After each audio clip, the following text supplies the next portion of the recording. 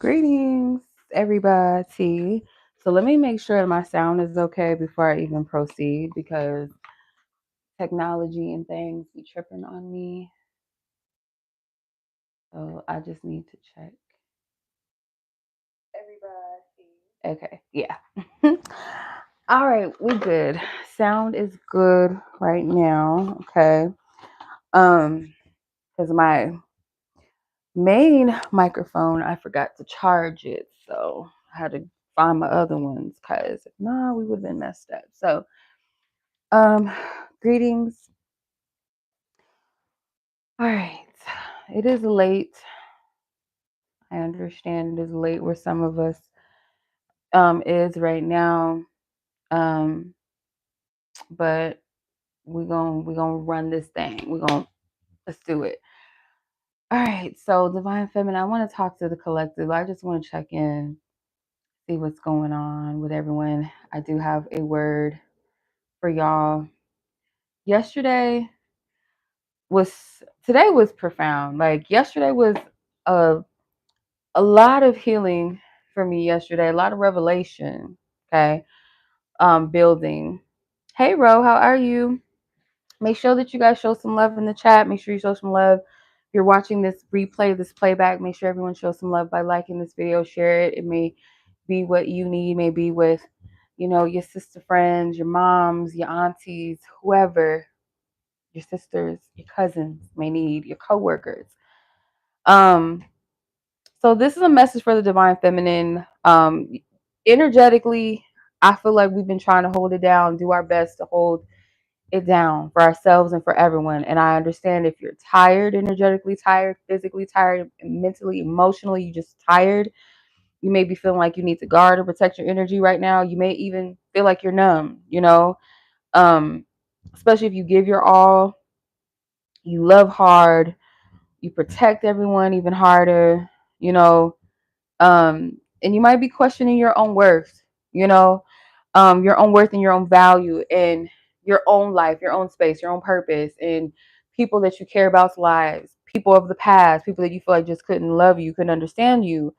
So I do want to do a channeling for the feminines, the divine feminines, who feel overlooked.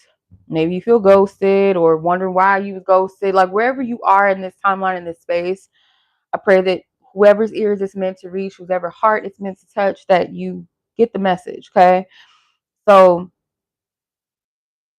I also want to do this live in honor of my grandmother, a beautiful woman whose life was taken, her life was cut short by gun violence, um, in the hands of her lover. So my maternal grandmother, whom I've never met because she was unalived when my father was only 5 years old. And him and his siblings were left orphans. Um, and I always wondered about her, like what happened to her. I knew something bad happened to her. I just didn't know the extent of it. And I felt led to ask him yesterday, Saturday. I felt led to ask him what happened to her because I kind of had this feeling in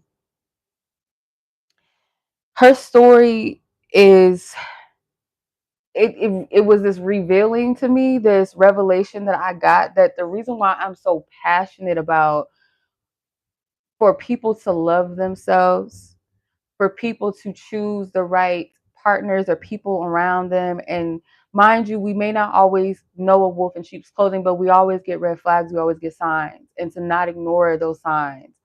It's not worth you sacrificing yourself for people that cannot truly love you, you know?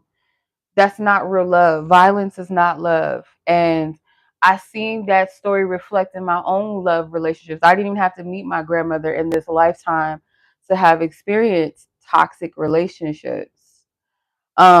And we're not just talking about romantic relationships, but I do want to talk about this because a lot of what you guys know me for is love readings. And that is what's popular in the tarot space, the tarot community. Everyone wants to know about love, and love is a beautiful vibration. It's a beautiful energy. But sometimes we can mistake certain things for love, things that are not love. And I always wonder why it always triggered me to hear about women, because I've been through domestic violence myself in relationships. My ever first boyfriend I ever had would, abuse me. Um, I've been abused in other relationships. I've been had my hands put on by people that weren't even my man, just like being put in situations of, and I shared this story before. It is a testimony that I've shared quite a bit with the so-called best friend that I had that was dating the wrong guy. And I got caught in the middle trying to play, Super Save a Hoe and defend her, and went against my own best knowledge and like my own intuition telling me to stay out of it and go home, like leave the situation. Um, him putting his hands on me. And I get very triggered by that.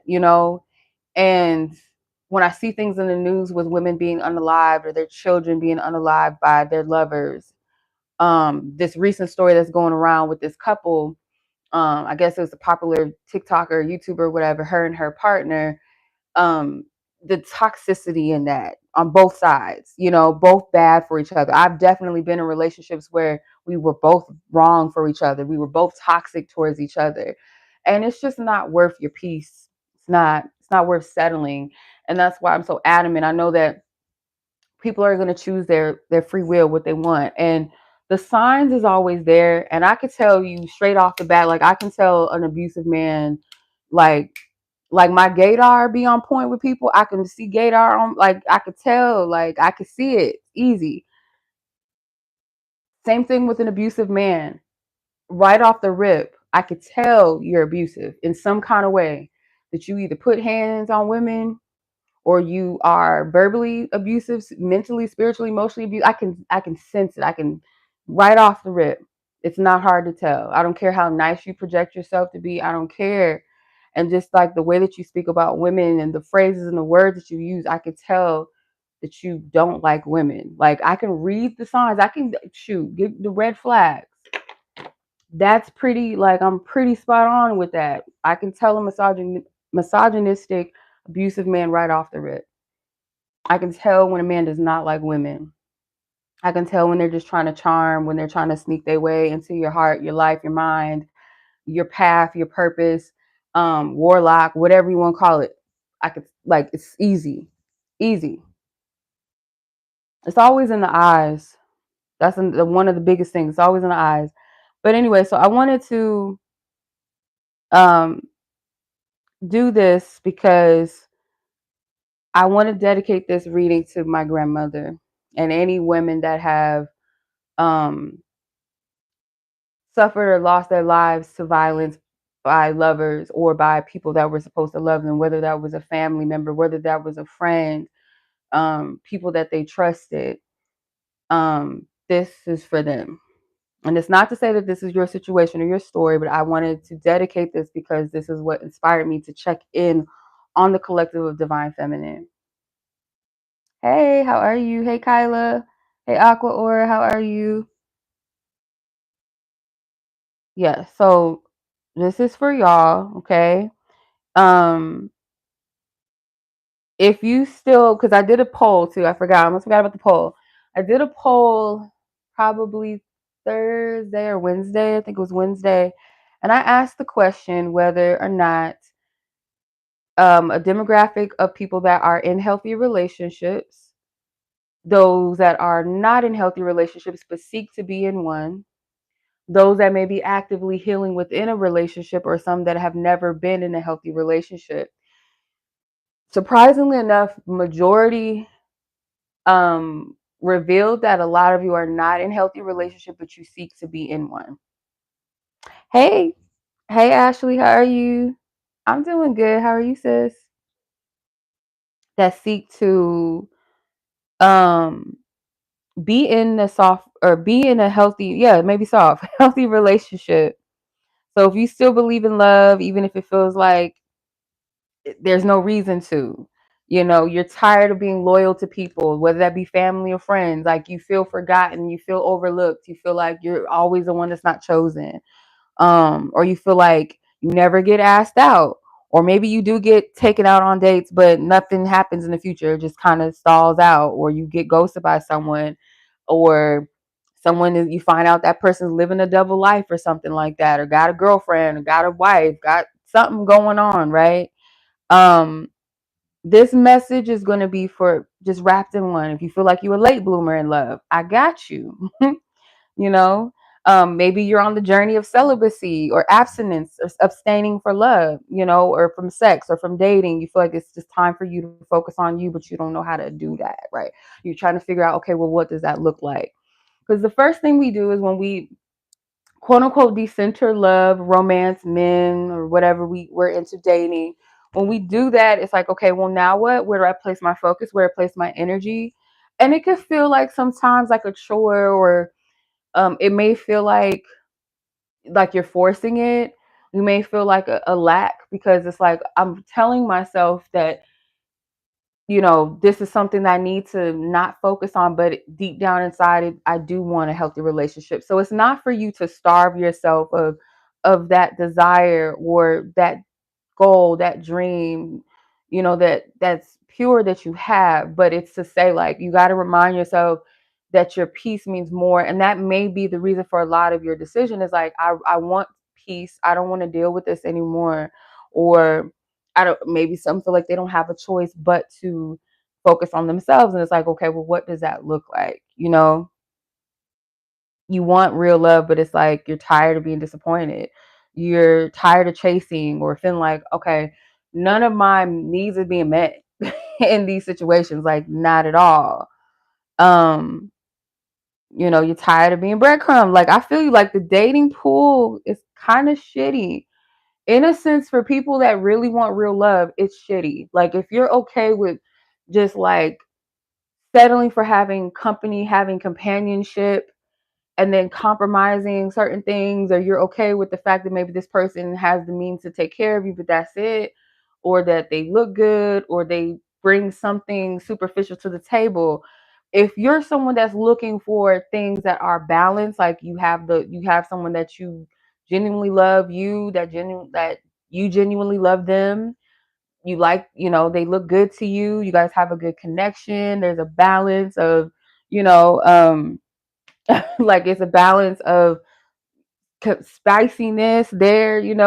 This person may be put together in the way that you feel like you deserve. So there's nothing wrong with wanting a partner that looks good, or wanting a partner that, as a woman, you want to be provided for. But I always say, child, have your own though, always have a backing. And that's why self-worth is so important, because you got to know what you're worth. Like, not just, oh, I'm pretty, or I can make somebody laugh, or because I'm smart, I'm intelligent, I'm book smart, but like, what if somebody, like, something about you that nobody could find? Like, you can always find another pretty face, a nice body, or handsomeness, whatever. You can always find somebody that's funny, somebody that's intelligent, somebody that's ambitious. But as a deeper part of you, what makes your energy, your love special? What makes you that? And not in the way that you have to perform or prove it, but where within yourself what you possess and what you hold. And sometimes we don't even know what that is yet, which is why it's important. Like, single seasons maybe, where you may not have a whole bunch of social life going on, dating or going out with your friends, or you may not have friends, or you may have to self isolate sometimes. And I don't feel like excessive isolation is good. I feel like a time for you to recuperate your energy, hear yourself clear, is necessary. You have to have seasons of that. And a season may be like a couple of days, a week, a month. It may not be like you just cut everything and everybody off. Like, I don't believe like every person in your life is toxic or not for you. But there are going to be instances where it is just meant to be just you, so you can hear yourself, hear divine source, God, or your angels, your ancestors, your spiritual team. Like, you have to have those moments. You don't want to rush into anything. Like, whether you're decentering love, or if it's decentering some level of something that's just not for you right now, or not working out. So yeah, let's tap in. Let's see what's the energy. Okay, especially if you have kids. there's a thing too with this that I feel like that I want to remind people of, because this is something that I can attest to, and I notice sometimes people, when we get in relationships, we make that person or that thing our whole identity. Hey sis, how are you? We make that whole relationship our identity. Then when we start having children, we start making a family, we make that our whole identity. And then it's like we don't have anything for ourselves. We don't have a cup for ourselves. And that is not healthy. You know, one thing that I can say like about our loved ones, our past over loved ones, our ancestors, is that oftentimes, especially the women or the men, the women had roles in a certain sense where they had to take care of the home, they had to take care of the children, because there was a time where they didn't have the freedom to be quote unquote independent as the women of this time do, right? And then the men, their whole existence might have been wrapped around work, work, work, work, work, work, work, bring home the bread, right? And that whole like identity wrapped in servitude in different levels in different ways. I feel like that's a conditioning that we need to kind of readjust, if that makes sense. Um, I feel like our ancestors are storytellers in a sense, even if they're not physically in our lives anymore, or we've never met them. Their stories are a reflection of something, a time, a message to you that this was our story. This is not your story. You have an advantage that we don't have, or we didn't have the luxury of certain things that you all have. And there might be some things that maybe um that would have been rich for us to experience, that they had the opportunity to experience, that we may not have access to anymore. You can always learn from their experiences and take that in for yourself, and like to kind of humble yourself, to find gratitude in that, find revelation in that. um so as far as where your energy is, you don't want to over exhaust yourself. You know, you don't want to overstimulate yourself. And even sometimes like you can overstimulate yourself with always like, okay, what do I need to heal, what do I need to do, like until it starts to become a chore. And sometimes healing is like fucking sometimes doing nothing. You know what I mean? Sitting shit out, relaxing, meaning like sometimes it's simple things like watching something on TV that you genuinely enjoy, going to sleep, um taking a motherfucking walk, doing painting your own toenails at home, dyeing your hair or something, or rearranging your house, your home, calling a friend that you haven't talked to in a long time, or going visit someone that you haven't seen in a while, going to some spot or place that you haven't visited, never, or haven't been in a long time, cooking yourself a meal, fucking getting a coloring book. I don't know. Sometimes healing comes in forms when you're not forcing it. And that's like the life journey is really not about forcing it and trying to map it out and curate it. And I'm learning to decenter that. That form of healing that looks like homework, that looks like a book that you have to take out and a checklist that you have to go through. Healing sometimes is just simply taking the hand off the wheel and just letting the shit ride like a Tesla, just letting the motherfucking just drive and trusting that bitch, you know? Um, trusting it. All right, let's see. What's this energy, spirit, around the divine feminine collective? Different stories may come out, so take one that speaks to your story, that resonates with you, because not everybody, it's not one size fit all. So I asked the divine mother, our divine mother lineages of the highest vibration that has our best will and intentions to come through. What is the guidance? What is the message for this divine feminine collective of those that are coming into awareness of themselves, the different parts of awareness? You have the 10 of Pentacles, family, energy, strength. The strength looks kind of like the death card. 9 of baskets, 9 of cups.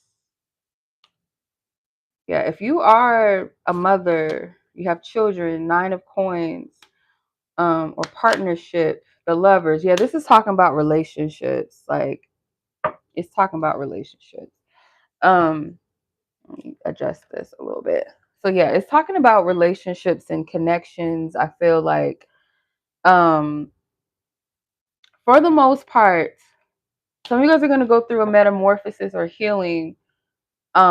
Whether you're single or you're in connection right now, you are gonna go through a metamorphosis as far as how you show up in that relationship. Um, the person as well, because hmm, these butterflies look like peacock feathers. I don't know if y'all can see that. So I have to say it because, like, if someone resonates with it, they resonate with it. But because I know that also I've certain ancestors, certain deities, and stuff like that will pop up in my reading. So if y'all feel like I talk about them a lot all the time, it's because I walk with them, and some people also walk with them. So naturally, if I walk with them and they're working through a message through me, there's people that maybe also relate and walk with these ancestors or these deities or these pantheons. So I'm getting Oshun energy. And Oshun, I'm getting is like there's a blessing around love, but there has to be some sort of like cleansing around love and relationships. It has to be mutually devotional. So if, whether you're single or you're in a relationship, it's still the same message. um there's some sort of devotional energy that has to be a two-way street, because I feel like sometimes like what we can do sometimes is hyper fixate either on what someone else is not doing or what we feel like we're not doing enough of, and instead of it being a balance of, okay, I can acknowledge that there's some shit that I do need to take accountability for, but so does my person. Instead of going, I'm the problem all the time and not looking at them or saying they're always the problem and it's nothing with me, right? So there's something with that. There's healing in this. But family dynamics or the vision of family, because I'm not trying to call nobody out, trying to I'm just, this is just what I'm getting. Like, there is energy around keeping up with appearances, like maybe focusing too much on what the visual looks like on the outside instead of what it really requires, what dedication and devotion it really requires to have that stable foundation or unit, family home unit, or just like a divine partnership. May not be about kids. Some of you guys, that's not your path. That's not what you're looking for. Or some of you, it could be that that's what you want, but there's something about appearances. But it has to be more so about the work, what both parties bring to the table, not just like the superficial things like, oh, I make this amount of money, I go to the gym, I'm fine, I'm handsome, I'm bad, I got this, I got that. But like, what are your insides, like your inner core self, like your character? um are you a kind person? Are you somebody of truth and honesty and integrity? Are you somebody that enriches people's lives with your presence, your energy, in light and love? Or are you selfish? Are you all about yourself? Are you unforgiving? Are you combative? It's like we got to check the posture of our hearts, and like the partners too that we choose. It's also too about like how you show up in family dynamics in general, not with any romantic pretenses. um what's your relationship like with your parents? This, for some reason, this is all coming through because you are a very strong individual. Sometimes like a strong people too, like there's a level of independence that can become kind of isolating, where even if you have people around you, for some reason you feel like, I got this and I don't need anyone I don't need to be vulnerable, I don't need support. Sometimes when actuality you do, because that's what family and community is. It's support, supporting one another, still being like your own colorful selves in that unit, and knowing what you bring to the community, what you bring to the tribe, what you bring to the fold. But if there's discord there's like blockages in that, if that makes sense. All right, so let's see what else.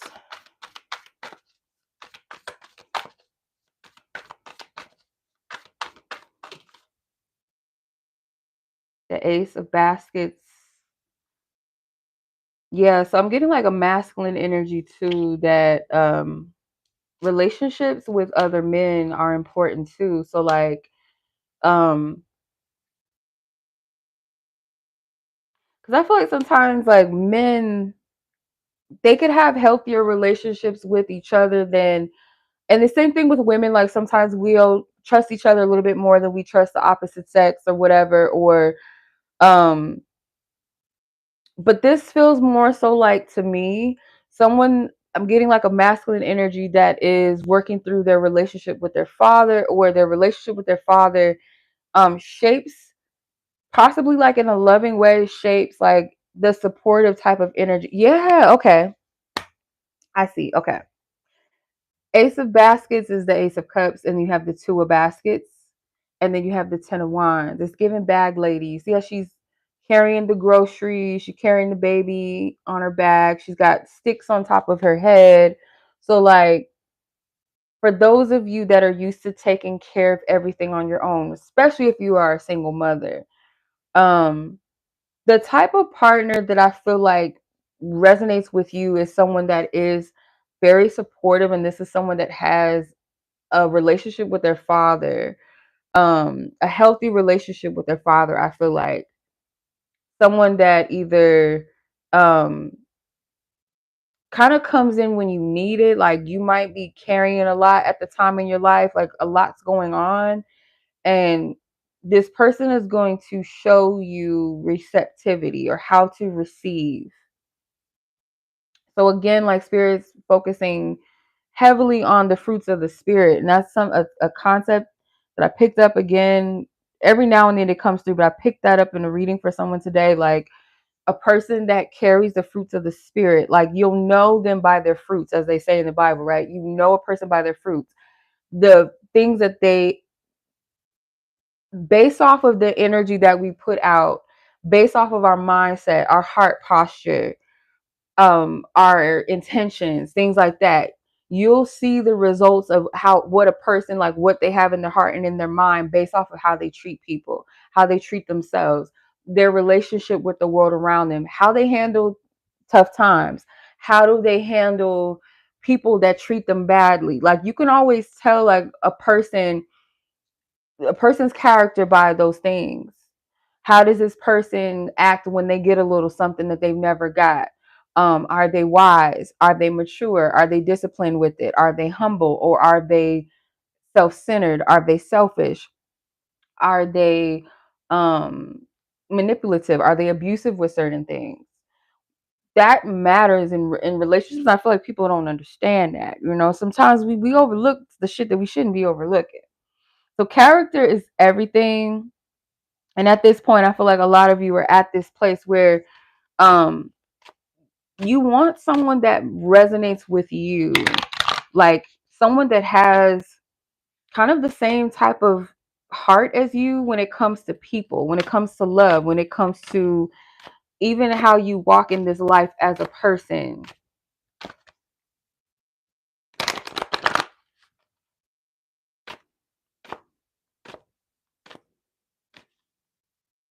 Detachment, quality time, drama. Yeah, you need time for you. Like this is divinely timed. Like if you are in a space right now where you feel like it's time to detach from something, it's not by mistake, it's not a coincidence. It is divinely timed, and you're detaching from the drama, you're detaching from the trivial type of connections, the connections with people. And I don't feel like it's just romantic connections, but just like energy where people, it's like then you're tired. The drama, I feel like, is not so much like drama in a sense of like people popping off, being chaotic. But drama to me is like a movie, it's an act. You're tired of people not being their authentic self. Like you're detaching from that. It's like the exhaustion and the time consumption of trying to also conform in that, or trying to exist in a space or an environment with people that keep the mask on. They're not showing their true selves. They don't know how to be open. They don't know how to be receptive and maybe be vulnerable. They don't know how to be present. They don't know how to just be their authentic self. There's always some sort of pretense, or there's some sort of protection mechanism or something. It's like, or people that are okay with things that are not healthy. They're comfortable in that. And you might be like, I can't be in environments like this. I can't do it. It doesn't resonate with me. Hey sis, hey Yamina, how are you? Like I can't be around this type of energy anymore. It's like people that are acting, they're not being themselves, they're performing. And that's not you anymore. Maybe at a time you felt like that was safe for you to do as well, as walk around in life or in connections or relation with people, how you relate with acquaintances, friends, or you're learning that not everybody is a friend. Just because they're my blood doesn't mean that this is family. Like there's things that you are, it's like with this key, the detachment card, it's like you're unlocking some sort of heart-centered truth, and it's helping you to detach from the things that's not worth your time. It's like you don't have time for the performance anymore, even if you participated in it for a time. Okay. Um, so the partner that I was picking up on, so the fruits of the spirit, I don't know if anybody looked it up or you already are familiar with what those are, like you already know them by name. The fruits of the spirit are love, joy, peace, patience, kindness, goodness, faithfulness, gentleness, and self-control. So a partner that has these qualities are important. Someone that is love, this person has the ability to love others, love themselves in a healthy manner.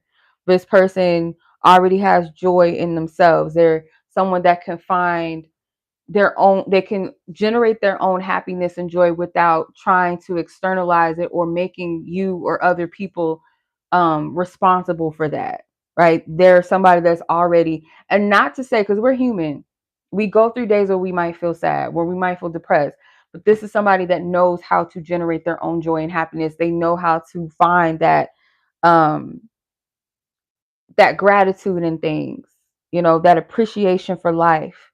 They have a sense of peace about them. They don't like drama either. They don't like chaos. They don't like dysfunction.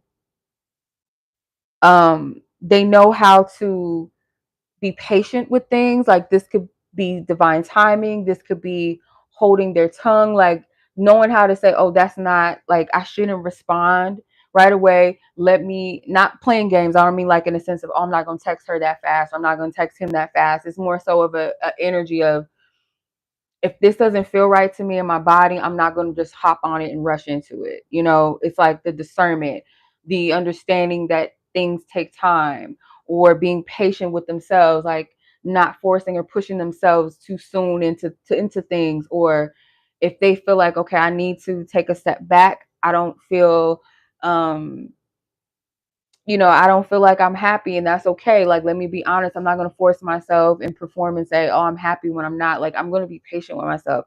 I'm going to have patience for those around me. That type of energy. And again, patience does not mean like I'm settling and I'm waiting and twiddling my thumbs. I'm not living my life. It's just an energy of allowing divine unfoldment and flow and not forcing things in any circumstances. Person that is kind. Okay. Not a pushover.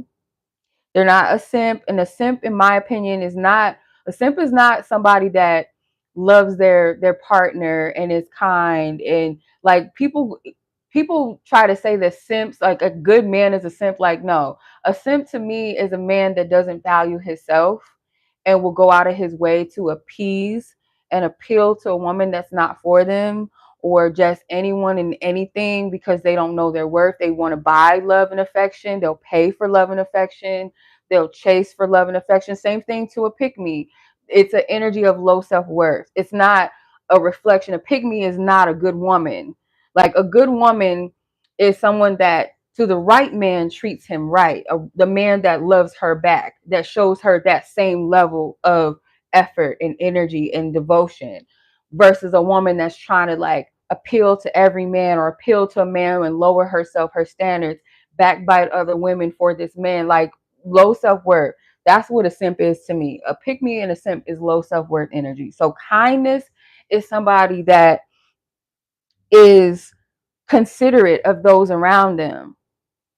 You know, they're they have a good heart. They don't have any pretenses for why they do things. They do it out of the kindness of their heart. Someone that's goodness, someone that has a moral code about them. You know, like you know how they say, "Oh, that's a good man." Like if because any man or woman can be put in a temptation, like a tempting situation, right? It could be with sex, it could be with money, it could be something that they know is like in turn not for them. So if they can say like that's not something that I want to participate in, that's just not me. I know that that would be not only disrespectful to me but to my person, or this dishonors my family or my friends or my job. I'm not going to do X, Y, and Z. Like they have goodness in their heart. They choose the upright thing. Um, a person that's faithful, you can trust them. They're loyal, they're reliable, they're truthful, they're trustworthy. You know, again, going back to choices and decisions, like a person that is a real friend or a good friend to a person is never going to sell their friend out for some quick change or some money, or something that fits their selfish needs. Like someone that you can trust when like you're not around. This person is not going to steal from you. They're not going to talk shit about you. They're not going to cheat on you. Like you can trust this person, you know. um a gentleness a gentleness is someone that is, I feel like someone that has full, that is full of care. Someone that's full of care, somebody that does not push, does not rush, does not try to control or strong arm things. And sometimes people take kindness, people take softness and gentleness as weaknesses, but it takes a lot to be someone that's heart centered, because I feel like to be gentle is to be present and to be in flow. You're not rushing, you're not pushing, you're not raging, you're not raging against the machine. You are centered, you're present, you're sensual, meaning like you're in tune with all of your senses. Like you slow down. Same thing kind of like with the tortoise and the hare. Like the tortoise, like people feel like because they move slow or they're prudent and they're not rushful into things, they're not impulsive, that they're behind or something, they're lacking something or they're weak. When they're actually strong because they have fortitude. Actually. Um Self-control, going back to the cheating or just like things that are selfish, like self-centered in nature. They know how to restrain themselves. They know how to, like, they have good self-control, like to not, they're not impulsive in nature. They're not impulsive, they're not quick to anger. It's like if something provokes them on the inside, they have a level of what's the right word I'm looking for? They don't allow their emotions, they don't allow the moment, they don't allow circumstances to shake them. They're very strong in that. They're, because I feel like this person has to filter their emotions in that way again, of that gentleness, but it's also thoughtfulness. Like this person is thoughtful in a sense of self-awareness, I guess you can say. They're self-aware. They're emotionally aware of themselves, emotionally in tune with themselves. So in order to even be with somebody that has this type of energy, it would require you to also be like self-aware and discerning of character, because people can try to fake the fruits of the spirit. They can try to fake that they're kind. They can try to fake that they're happy or that they love you or that they're faithful, but their actions will always reflect. It will always show the truth. It will always show and improve. And your inner knowing, like beyond words and performance, you will feel that shit. You'll know. But sometimes like we'll override that. And fruits of the spirit is also like people in your life. Um, are we perfect? Like I said, no, but there's a difference between people that are just flat out a certain way and don't want to do better or change versus people that are works in progress, that acknowledge certain things about themselves and their ways, or the error in their ways, and can admit the error in their ways, or can address things that they're uncomfortable about. There's a difference, you know what I mean? So spirit's not saying like, oh, you have to be this perfect wash cleaned person. But there's a difference between people that are good in nature versus just fucking toxic and fucked up people in general, you know? Because we're all works in progress. We can always stand to do something better, right? But we're never gonna be perfect though. That's the thing. But there's those, like I said, that will never want to do better or change. And those are not people that you should have around you. Like you're not subjugated, you're not stuck. You don't have to put up with anything or anybody that doesn't fuck with them, that doesn't love themselves. Because like to me, and I say this all the time, people that really don't love themselves, they are people that are so stubborn to the fact that they don't feel like they need to work on themselves or change anything. And that's delusional. Like even if you think, oh well, what I'm doing is good enough, you know, I do this, I do that for my community. Like, I don't need to do anything else. I don't need to change. Like, you can always grow and change. Like, you're delusional in that, and you're extremely narcissistic if you think that you're at a level that you don't need to be any better, or you can never change or grow or evolve or be different. Like, that's crazy. Or people that are just simply know that they're not doing good, they don't give a shit about themselves. Same thing. It's like either side is not good, you know? Um, and it's a projection too when people say, oh, now I don't need to do that. I don't need to work on myself. Not saying like, okay, if somebody's clearly projecting onto you and telling you something that's obviously not true about you, but it's one thing to say that you are not someone that can improve and you're just there, you good, like you don't need to do it. I'm that, like that's delusional. That's ego talking, you know?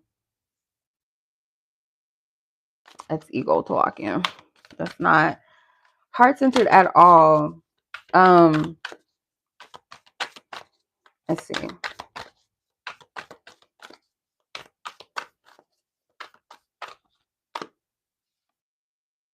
Six of Pentacles. Yeah, it's time to like spirit is teaching you through your this whatever the season is for you, whatever you're wherever you're at in your walk right now. Um, to learn to receive, because the Six of Pentacles, if you look at this card, this girl is getting her hair done by two different people. It's like she's being prepped, she's being loved up on by two different people here.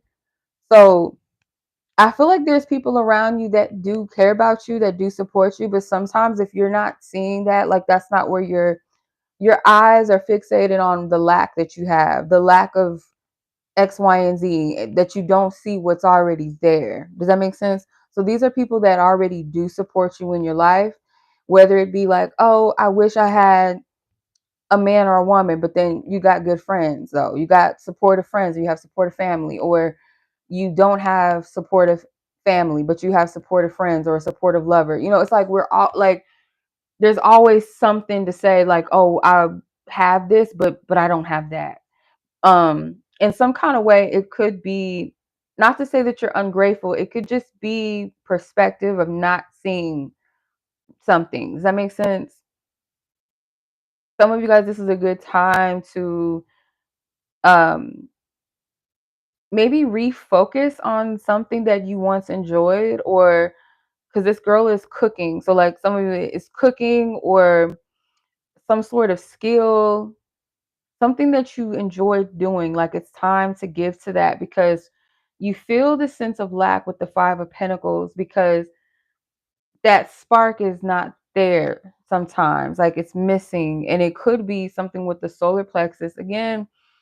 Oshun is coming through if you resonate with Oshun.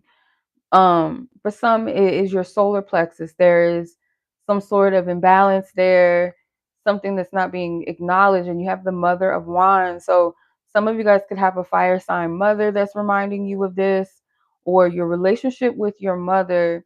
I feel like there might be a spark there, like maybe rebuilding that relationship with your mother for some of you if you need that. Um, if your mother is not physically in this room anymore, then there is some sort of connection with them that sparks. There's a spark inside of you, a spark of living again, finding something to live for, that find passion. Um, let's see. Some of you guys, it's a photo shoot. Like, I don't know if you guys are like you're good at photography, or maybe someone wants to shoot you, or just allow them to like do a photo shoot with you. Or maybe think about like having like setting up a photo shoot. I don't know. That's what I'm getting. Like, because some of you guys might have the opportunity to do that, or if you are a model already, or you have a vision, or you want a model that you can do a photo shoot with, there might be a vision here. And I'm getting gold, like maybe to wear gold, wear orange, yellow, maybe have some sunflowers in the frame or the picture, like a sunflower field. There's things that you're sitting on that you're not doing. I feel like somebody has, I don't know, it's like an excuse or something. Like if you have a idea, something creative you want to do, you're saying, well, I don't have the time to do that. Maybe it requires some sort of leap of faith from you, some sort of action step, like to put that energy out there. Like if you need something to film on, like get the tripod. Like some of you guys, it's just literally getting the tripod, and that could be what sparks you back into forward motion. Yeah, let me see. Yeah, working with yellows, oranges, golds.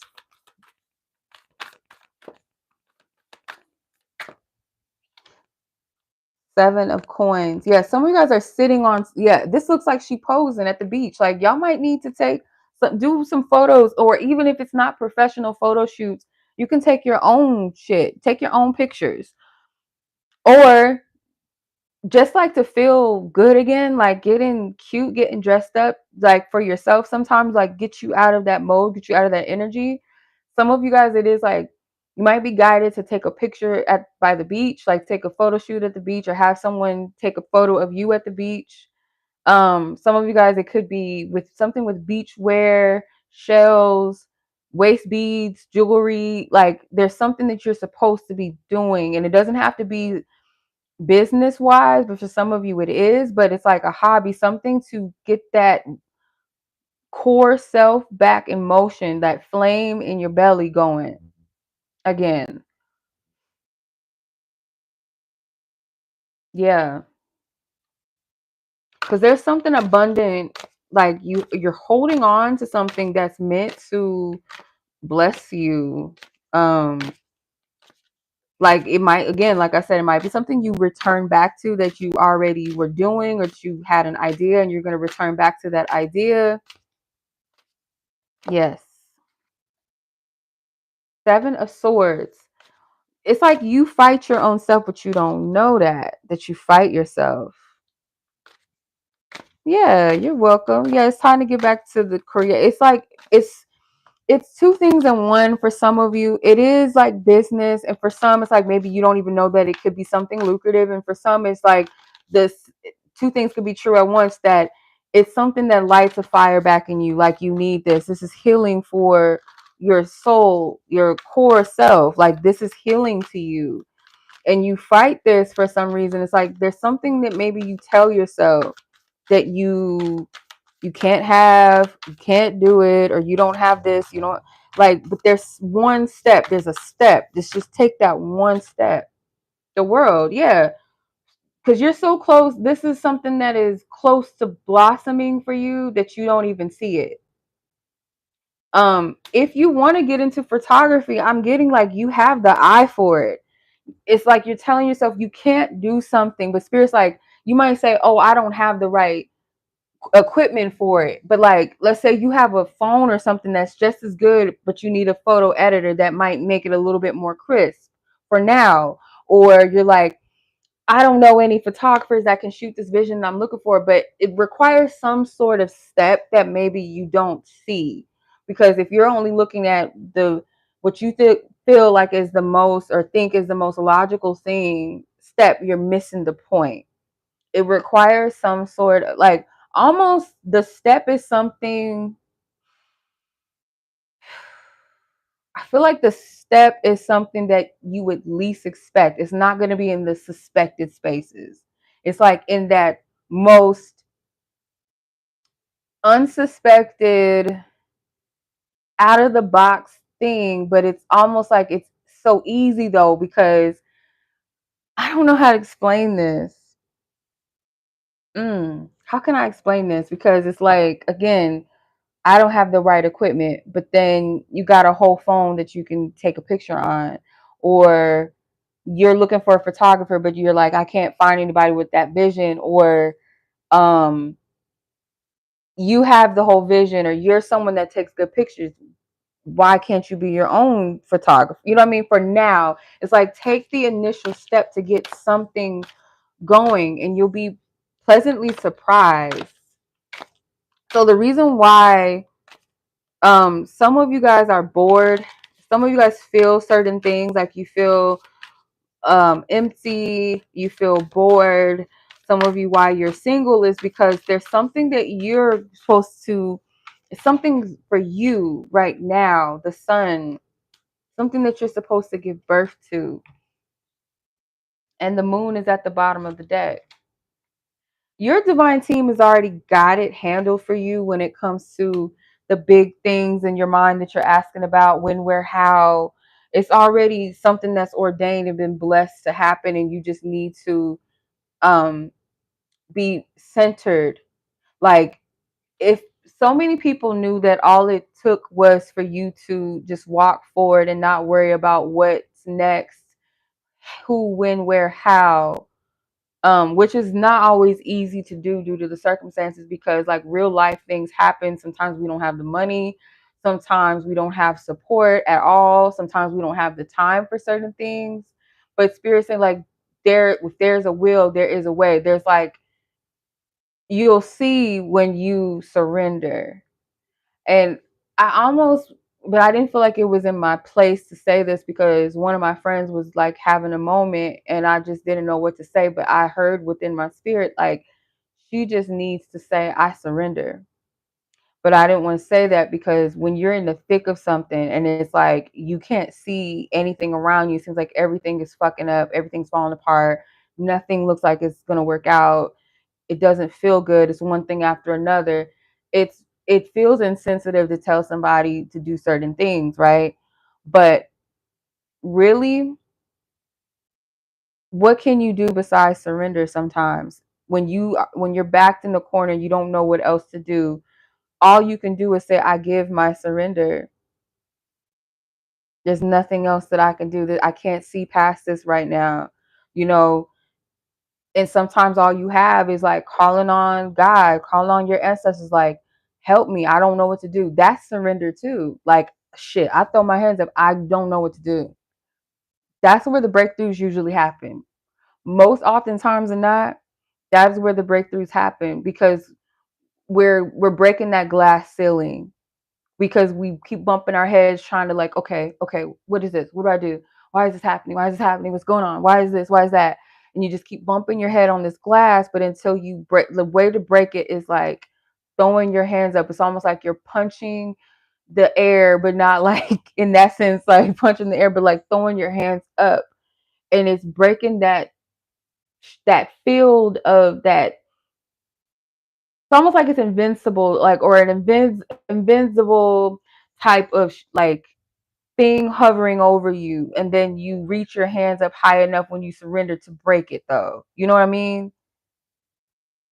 Like, you don't know that you have the power to break it, but it's in your surrender. And that's where the breakthrough is, but I don't know exactly how. The bottom of the deck is the Daughter of Baskets. I think the Daughter of Baskets in this deck is the Knight of Cups. And she's walking in a field that looks like lavender. And I've been picking up lavender a lot lately, this past couple of weeks.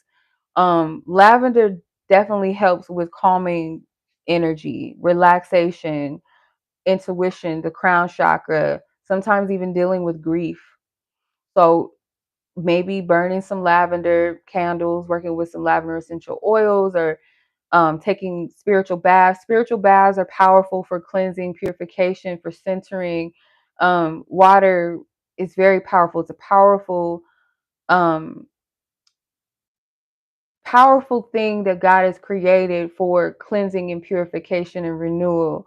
So if you feel guided to, maybe put some drops of lavender in a bath and like sit with it and allow yourself to just relax if you can. Set the intention, set the tone for your bath. Like, this is for me to release and be centered in the best way that I can right now, to help me to work through my grief, help me to work through my confusion. Um, I've been picking up a lot lately that some people need to do head washes. If you don't want to wash your hair right now, or you got a hairstyle that you don't want to like get your hair wet or something. I understand the braids and stuff, sometimes. Or um some things are harsh on your hair, right? If you don't feel led to do that, there's a way where if you get like a bowl, get a bowl of like distilled water or something, like some purified water. Get a white cloth or a white towel, like a small towel. You could put coconut water in there if you want to, like some fresh coconut. um or you can get you some hyssop. You can use rue, and then just anoint your forehead, anoint the back of your neck, and your hands. Sometimes I'll do like around my circumference of my head, like all around it, around my ears, my neck, my throat chakra, as a means to purify. And I think it's, if you're led to work with the Psalms, because the Psalms are powerful words of affirmation in spiritual work. I think it's Psalms 51. Hold on, let me see. Um, let me see. What in my phone? I know because I did this not long ago. Shit. Yeah, 50. You're going to you're gonna read Psalms 51, and it's gonna be through 1 through 7. So Psalms 51 verse 1 through 7. And while you're doing that, you're cleaning yourself, damping your forehead, the back of your neck, your hands, while you say this prayer. It starts off, have mercy upon me, O God, according to my loving kindness, according unto the multitude of thy mercies. Um, you're cleansing yourself of transgressions, heavy energy.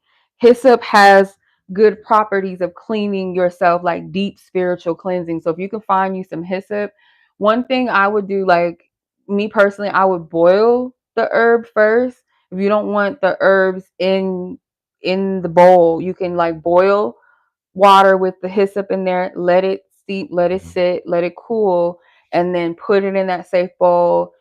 Bless it, anoint it, speak over it before you use it. Get your white cloth, white handkerchief, whatever, and you're going to anoint around your head and your hands. If you're definitely someone that's dealing with spiritual confusion, or you just feel stuck, you feel foggy, clouded, you feel heavily in despair, that's one step. And Psalms is a very powerful tool to use a lot of times. I feel like a lot of scriptures are, like, if you're using the Bible, even if you're not a Christian or you don't believe in Jesus, Because a lot of my ancestors, like, they didn't have a choice. Like, they were told to convert to Christianity, but they knew how to use the word in a spiritual sense. The words hold power. So that's why it's used. It doesn't, for some in the church in Christianity, they use the Psalms as a form of affirmation and prayer or connectivity to God. So it's all about intention, really, because words are powerful. Words, aka, are spells themselves. Um, but that is the intent behind it. Everything has to have a clear intent when you do it. But I am getting something with, like, um water cleanses, head washes. Rosemary is also good for spiritual confusion, to wash your hair or head with rosemary. Coconut water is good for that as well. But again, you have to set the intention in what you do. So yeah, everything on this earth has some sort of vibration or property.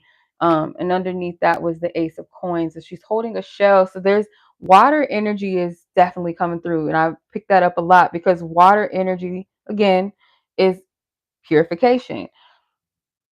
If you don't have time to do spiritual baths and all that stuff, or you just, that's not your thing, or you don't have a bathtub, the shower water itself, you speak over your water, even the water that you put in your body when you drink it, when you bless it, when you speak over it. And this has been tried and tested by scientists. I talk about him a lot, Dr. Emoto, the water experiment, speaking over different glasses of water, speaking positive affirmations over one glass, speaking negative over one, and then the third, no energy put into it. The ones that were the one that was negatively spoken into, it had very murky, distorted, nasty water. The one that didn't get any attention, same thing. There was no affirmations being spoken into it, so it was just distorted.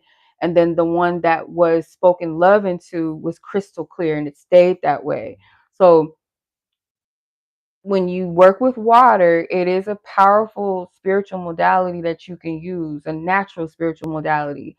If you That's why baptisms are so powerful in Christianity as well, or in certain certain religions. Baptism is a form of spiritual purification, whether they're saying it's under Christ or whether you're being renewed in your spirit. But same thing.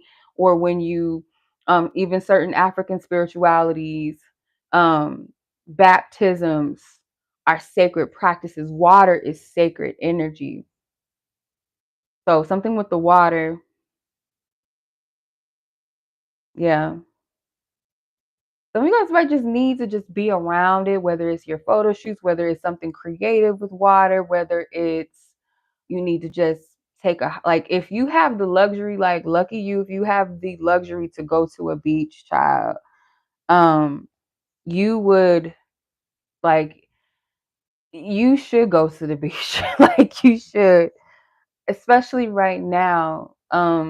Connect with the water right now, because it's a lot going on in the feminine energy. Like, whether you realize it or not, there's this big awakening of feminine energy, like so much dismantling, so much generations and generations of healing that you're doing, that you don't even know you're doing, that we're all doing collectively, even if we don't even know it, or being confronted with, whether we decide to face it within ourselves, whether we can, like, step up in that, or whether we are in denial. But it's a call, and it's a call right now to be very wise in your choices and how you walk right now, because it's not to say that women are better than men, because I feel like that's how people will interpret the message. But it's like, everything in this life, like, if you pay attention to everything that gives life and birth, for the most part, it has feminine energy and principles. Even how you got into this world, you came into this realm of existence through a portal, and that is a spiritual and physical message within itself. So a lot of women are awakening to the power of who they are, instead of saying that I need to lessen myself to be palatable in this world. It's like, you don't have to be hard. There's nothing wrong with being strong and being soft. There's power in both. Of what people think, oh, this is a strong woman versus oh, if you're soft, you're not strong. No, there's strength in the softness. There's strength in the holy rage. There's strength in the funny woman. There's strength in the creative wild woman. There's strength in the sensuous woman, the sexual seductive woman. There's power in the soft woman. There's power in the kind woman. There's power in the poetic woman. Feminine energy is multifaceted, and it's not about becoming her per se, it's remembering her in you. And some of our ancestors, they were, even if they were in a time where women were not able to show up in the way that we are able to in this world, even when we get scrutinized for how we show up, they lived their life out loud still. Like, they were real raw. They didn't have all this filtered energy, like, oh, I can show the world this and show them. Not to say that there wasn't people walking around being phony, or just people that held certain things about themselves sacred. Um, but I feel there was more of a strength because they had to, you know, and you carry that within you, but you don't have to carry it as a burden. It's more so of you walk in that strength in liberation, if that makes sense. If that makes sense. Where, because I'm seeing a lot of white now, a lot of white clothing, even in this bottom of this card, a lot of white, orange, yellow, and white. This blue is standing out to me as well. But this can also represent Yomoya energy, mermaid, siren energy, the ocean, the flow. Taking your power back is you walking in your own storyline. Like, nobody can create that for you. That's the most powerful thing, is you taking your own storyline back. What people say is, people say that you are, or said that you were, how you should be, but you not conforming to any of that, not in rebellion again, in a sense of I'm gonna be everything that you say that I'm not, but more so I'm gonna be everything that I say that I am. The I am says that I am. God says that I am. And again, it's about remembrance, becoming. Yes, same thing, you're becoming, but it's already you. You're embracing that what's already there. And it sometimes it does take you walking through paths that have been painful, being the outcast, being rejected, um just as a testament, like, because I feel like sometimes I don't want people to mistake me as like a know-it-all, because I do speak from experience, and I also speak from a place of just divine obedience of what spirit, God source tells me to say, what my ancestors are instructing, like things that I'm growing through, things that people connected to me are growing through, you know? So one of the things I feel like, as a person that knows what it's like to feel rejected at a young age by peers, sometimes by family, dealing with comparison of family members, me not being a status quo person and being compared to the people that fit the narrative of what success is, or what healthiness looks like. If you have a 9 to 5, you have a house, you have a car, you have the husband, the wife, the kids, then you're normal. You're doing it. You're going to college. You're doing the American story, or the perfect, maybe not even all American, but just like that perfect story, versus like you finding your own path, you unraveling, you going through growth stages, you naturally trying to rediscover who you are, that does not fit this template of what the world says is how you should do it. It's not easy. And then on top of that, when it comes to love, it's actually a blessing in disguise, but sometimes it feels like a curse when you want relationships or you want things to work, but if it's not meant for you, you have to respect the game. Like, it's better to be single than to hurt. Or confused, or be in something that's not built to last anyway. Where, and my sister said something so profound, I wish I would have wrote it down. But I was telling her something that somebody had said to me, and it was kind of insulting, but I feel like it's because they don't have the spiritual understanding, like, of my personal journey. And I feel like many women's journey, maybe even their own journey, that's sometimes the reason why you don't get approached sometimes by people. And it's not always because, and hardly is it ever something wrong with you. Oftentimes it's because that person's vibe, their vibe does not resonate with yours. And if you're in a space where you are in a healthier space within yourself than you were before, or you're not in a heavily desperate energy, you are not willing to settle, even if a part of you kind of entertains the idea, like, damn, like, but there's a part of you that's not on that wavelength, but it's going to repel the energies, the people that would just waste your time. And they know that. Like, if you ask, especially if you like ask a man like why they don't approach certain women and things like that, it's not always because they're not attracted. Sometimes they don't feel like they fear being rejected, they fear being turned down, or because they know that that's not somebody that they can play games with. They know that they have to come correct. So it's not always like something's wrong with you. But I know what it's like to like not be chosen by certain people. And that's another thing too. Like, you got to respect people's journey. Like, okay, you may not be everybody's cup of tea, or they might like you and vibe with you and then decide like, no, this ain't it. Like, this is not where I'm at. Like, or they choose something that's just a little bit more palatable, something that's a little more comfortable, or whatever. Like, there's so many different layers to this, um where certain things just don't work out. But you have to remind yourself this, that if it doesn't work out, then that means it's not for me. It's not a reflection of something being wrong with me. It's just that's not for me.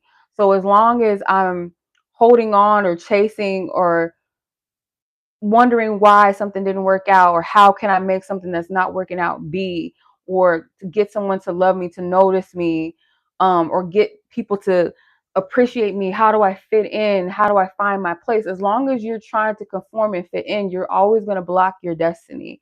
You're going to block the things that are divinely meant for you. And I say that all the time.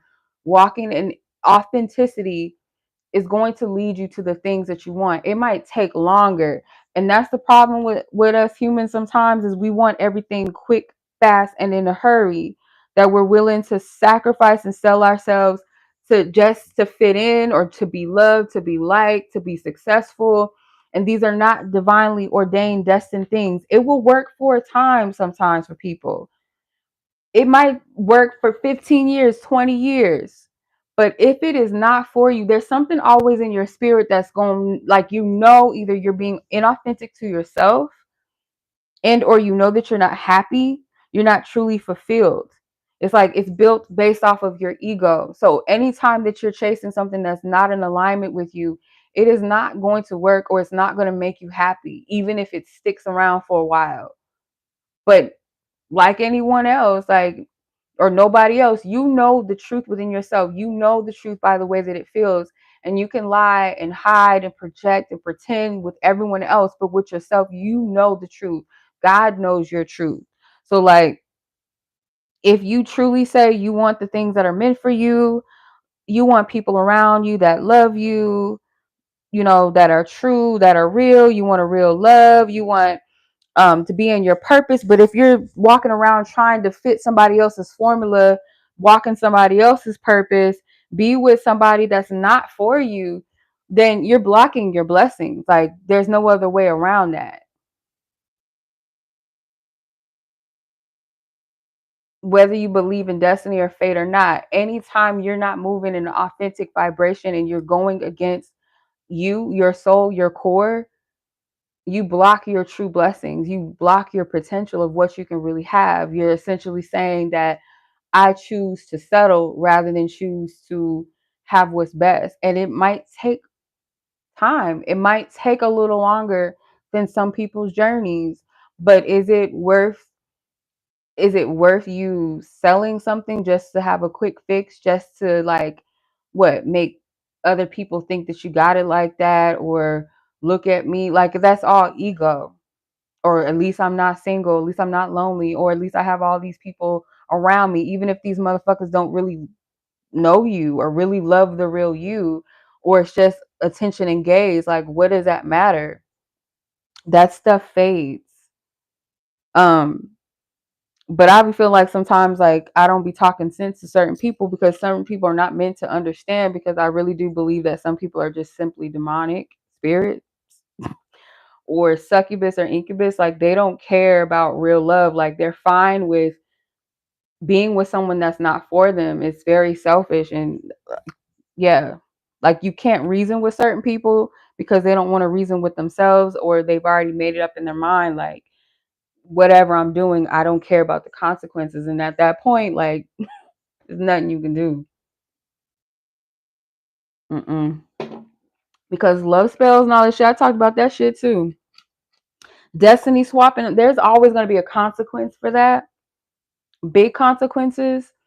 I mentioned that couple earlier. The girl, I think her name was Duchess or something, the YouTuber or TikTok or whatever, that her and her partner are arguing on a Facebook Live, and he ended up unaliving her shortly after, and then unaliving himself after that. They were talking about how they both was putting spells and roots on each other.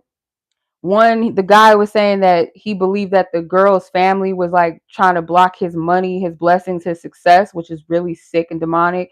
So that tells you right there that they're not a vibrational match or equally yoked or whatever people want to label it. They were not meant to be together because the families didn't get along, obviously, based off of that conversation. Um, and then the whole putting love spells on each other and shit. That is toxic. That's why I be saying y'all, like, y'all want these men so bad, or these women, like, you want these people, and most of the time these are motherfuckers, because it's like this. And I get real passionate because, like I said, this is in honor of my grandmother that was unalived by her boyfriend.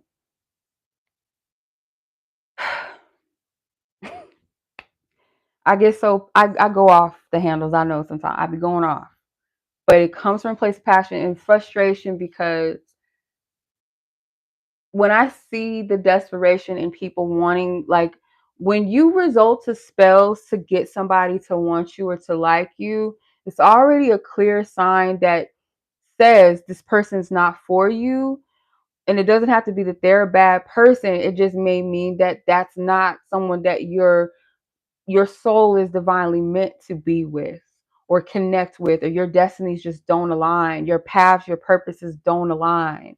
And with you being together, it would mean causing some sort of blocking your path and or this person's path, delaying other things that this person may be meant to experience, who they're meant to be with, and vice versa. You're meant to experience who you're supposed to be with. Like it it messes with your destiny or your path. When, or it's like someone that's already not cooperating with you, they're already not giving you the time of day, or they mistreat you, they're cheating on you, they play games with you, or this is someone that doesn't know you exist, or someone that may not be interested, but you resulted to this. And this is a spirit of desperation, lack of self-worth, and sometimes spiritual um a spiritual offense. You're creating a heavily spiritual offense when you try to put spells on people and alter things. That's why I don't like that SP shit, how to manifest your specific person. Because I tried to do this with an ex, and it works. It does. But me and that ex were not supposed to be together. At that time, it was desperation. At that time, it was confusion of, oh, I thought we were supposed to be together. Why did we break up? And sometimes, yes, spiritual things happen that cause separation and break. That might not be always a bad thing. It might be you come back later. But if you have to resort to doing something manipulative to make something happen, that is not cool. And it's a clear sign that you're out of alignment. You're out of bounds. You're spiritually out of your, you're out of turn when you do that. Anybody that does stuff like that, and sometimes it is in ignorance, sometimes it's simply in heartache, desperation, um, heartache. Sometimes it is deviance. Sometimes it's spiritual immaturity. Um, Either way, no matter how you flip it or reverse it, if you have to resort to manipulation to get someone to love you or to like you, they're not the person for you, because natural connections and chemistry, they just happen, they just flow, they just go. You don't have to, like, when people say, oh, when we met, it was a vibe. Like, me and this person, like, whether it's a friend or something, like, when we first met, we just hit it off. It's there already. You don't have to force that shit. When you do get successful, because some people are powerful enough and some people's energy fields are weak enough to be subjugated to somebody's love spell sometimes. And that's probably why, like, I don't even like this person, but why the fuck can I stop thinking about them? Why? Because probably somebody put some work on your ass, right? So if you don't have spiritual protection like that, or you're not spiritually aware of what's going on, or you're too open, you could attract somebody that's like spiritual vampire, or somebody putting some work on you or something, or vice versa. It will work sometimes. Yes, it does happen. It does work for people. But there's consequences, and there's also wearing off of that.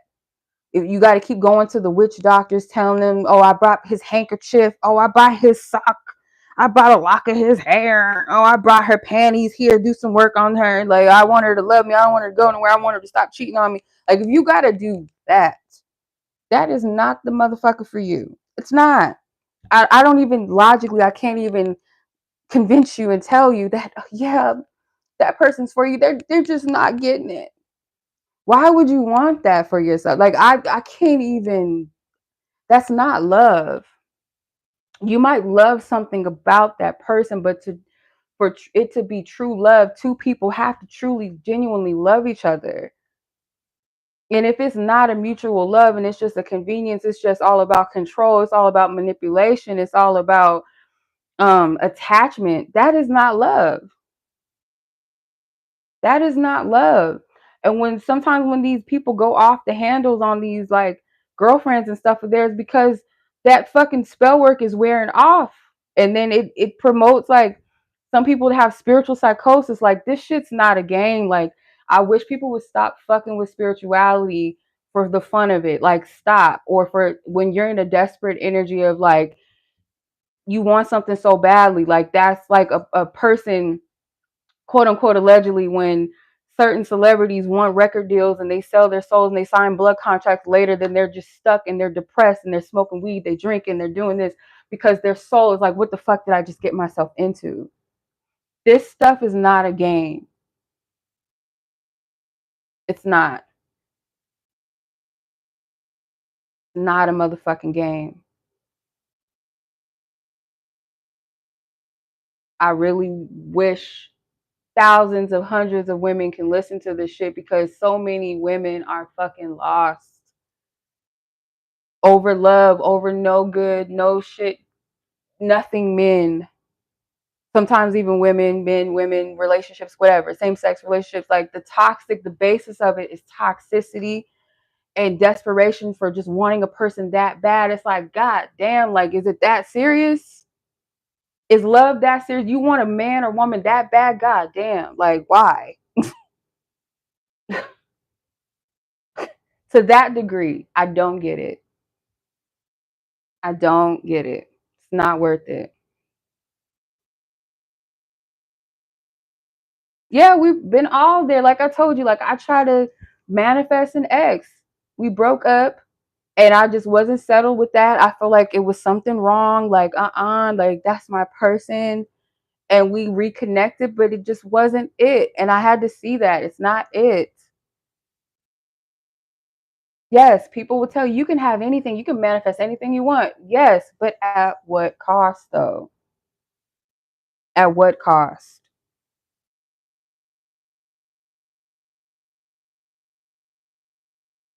At what cost?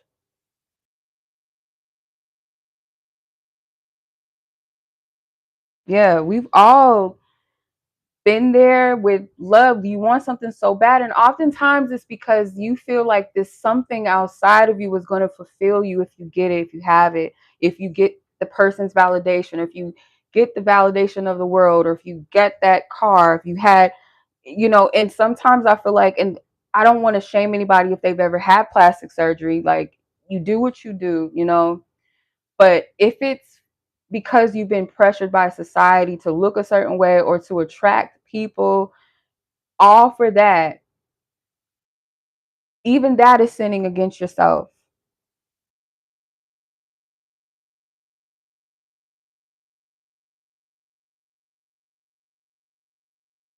that is working against yourself in a sense, because you're mutilating yourself so that somebody else can accept you. If you're doing it from that sense, that pretense, that is working against yourself, because beauty will only get you so far.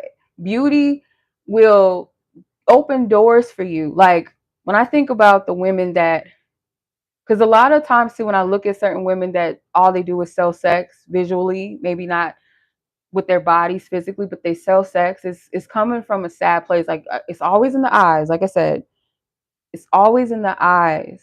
And it's like this energy of love me, accept me, see me. Even though they look like a bad bitch, body on T, like thousands of likes and comments, and oh, you so bad, you so heart eyes. You look at that person, sadness. Sometimes deviant, sometimes it's succubus spirits, but it's this energy of love me, accept me. Look at my booty, look at my ass. Look at this. I did that shit too. MySpace days, because what is it? Acceptance. You want the likes, whether it's from the girlies being like, oh, everybody like hyping each other up. The men, oh, you so bad, you so pretty, you so this. When you're empty, that stuff feels like $1,000,000. But when you value yourself, it's like, okay, thank you. I know, thank you. That was nice. Oh, that's sweet. Thank you. If it's genuine. Because sometimes these men, they don't be like hard eyeing because it's like, oh, I want to love you. It's just, I just want to fuck you. And some women think that equates to something like, oh, because all these men want to sleep with me. No, that's perversion. Why do you want people lusting after you? That's perversion. For what? It's okay to be bad. It's okay to be pretty. It's okay to be handsome, but you want someone that values you. And I hear so many beautiful women say that they wish that people would see them as real people. People would value them. People would just love them because of them, not because of what they look like, you know? So when we think that beauty, yeah, beauty will get you attention. Beauty will get you ahead in certain ways, but that doesn't mean value in a healthy sense, though. That doesn't mean value. You do deserve somebody that loves you. You don't gotta go get butt shots and this and that. Like, that's sexual energy. Like, body parts and shapes and stuff is beautiful. But like, if you're trying to enhance something, you're trying to promote sex. You know what I mean? Like, look at this part of me. Look at this. That's what that's given. And that's what attracts those type of energies, those type of people that just want that. The men that sit there with the dollar bills in their hand like it's a phone, showing their chains, showing their fancy cars, showing themselves going on trips, showing them with their Rolexes and this and that. That is also attracting the wrong type of energy. I don't feel like nothing without these physical things, these material things. It's going to attract that. So when men are talking about, oh, all women want is money, well, what are you putting out? Or you getting like stuck up over some money, like some you just got popped over some money because you was sitting here flossing, and you attracting evil eye on you, people that are jealous, people that want to steal, kill, and destroy. Like, that energy attracts certain things. Nothing wrong with being proud of what you got and stuff like that, but it's all about the energy. There's nothing wrong with showing you with your bathing suit on, looking cute, looking sexy. But the energy behind certain things, you can see, you can feel the energy. And then women get upset. Why are all the men? Why are they always doing this? Why are the men only this? Because what are you showing the men? You're not showing them what's in your heart, what's in your mind, your intelligence. You're not showing them like nothing about yourself but that. Some people, oh, that's my business, that's my bag, this, and that.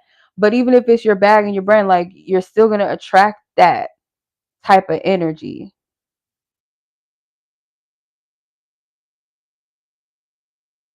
having sex with rappers and athletes and trying to like get on so you can get ahead. Like all that stuff is deviant energy. Nothing is more deviant, nothing more demonic than a heifer that got pregnant by a rapper or an athlete or whoever just so she can have a bag for the rest of her life or 18 years. That is demonic as fuck. I don't know what, if anything, the IG baddie, whatever generation of that, if there's nothing else that they do that's worse and more diabolical than that, it's gotta be that. Like I can't even think of anything more demonic. You brought a whole nother human being into this realm just so you can have a bag. Like that's crazy as fuck to me. I think I shared that before. Like if I like learned that my mama only had me so she can trap my dad so she can have like a nice house, a nice car, money, go on trips, get her body done, I would probably kill myself. Like damn, like for real? Like that's why like you brought me here? Like God, like oh, shit. That's deep. That's heavy. Like I don't know if these bitches think that far into things. I don't know if they do. And then the dummy men, and that again, like some of them heifers are succubus spirits for sure. I don't want to name no names, but like some that come to mind, like they have like sex demons on them. Like you can see that shit. Like that's a whole nother topic. We ain't gonna go into that. We're not gonna go into that. You can use sex for sacredness or you can use it as a fucking weapon of destruction. Um, it's really sad. It's really sad. So I say all this to say, like, I hold space for every divine feminine, even the ones that are broken and lost and feel like all they have is their beauty, their booty, their bodies, whatever, or a bag, trips, cars are everything to them. That's what validates them. Though you're broken. If your value and you think that you're above because you have something material that some people can't afford or don't have, you're empty or you're broken.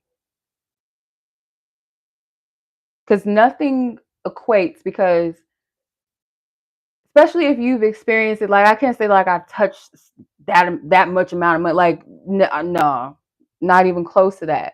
But experiencing certain things, like it's not all that. Being around certain people that's supposed to be like, famous and this and that, like that shit is whack for real to me personally. Being around that, it is not all that it appears to be. It's not. It is not. It's not all of that.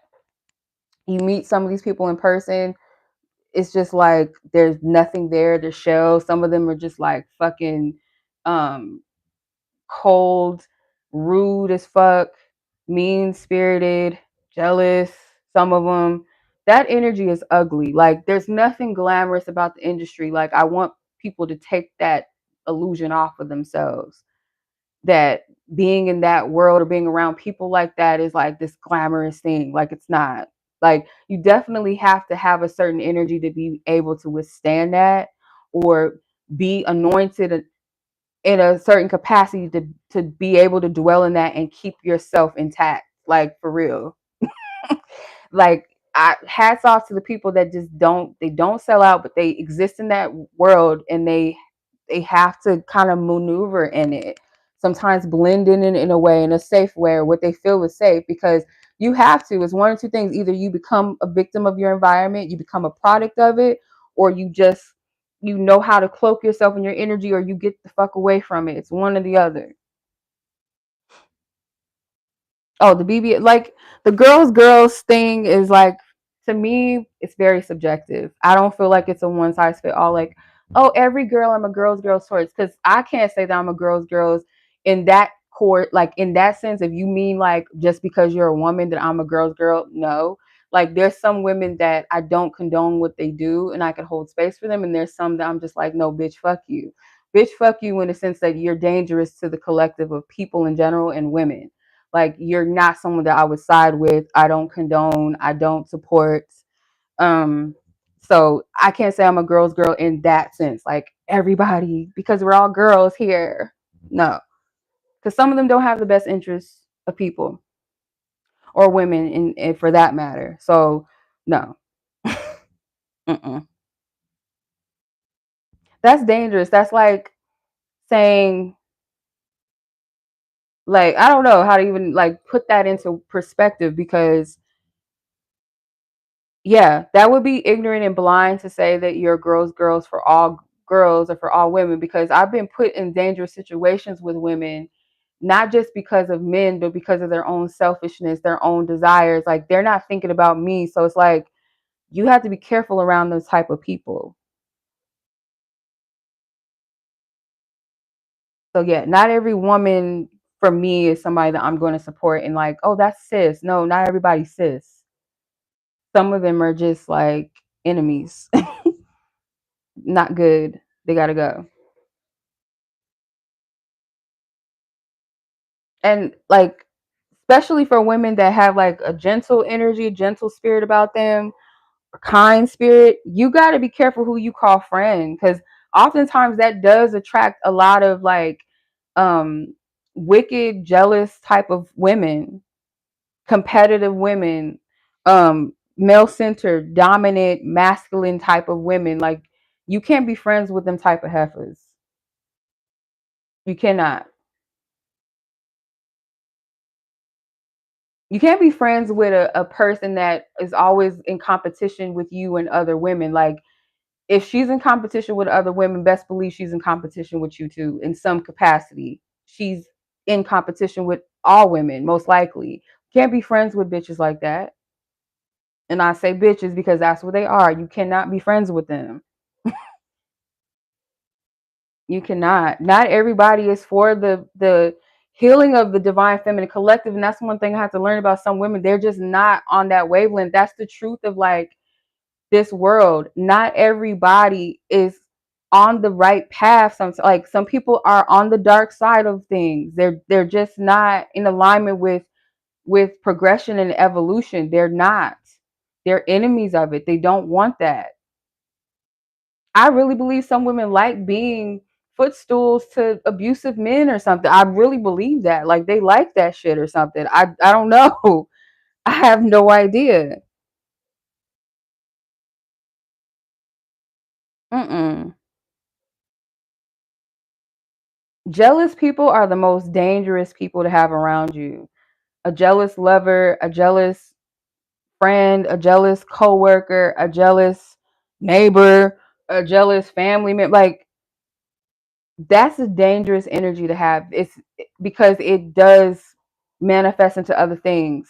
That's a dark spirit to have. Jealousy and envy is a dark energy to have on you, or to work, like have working inside of you, like, because it will put you to do some very whew, no, no. I think the fuck not. Like,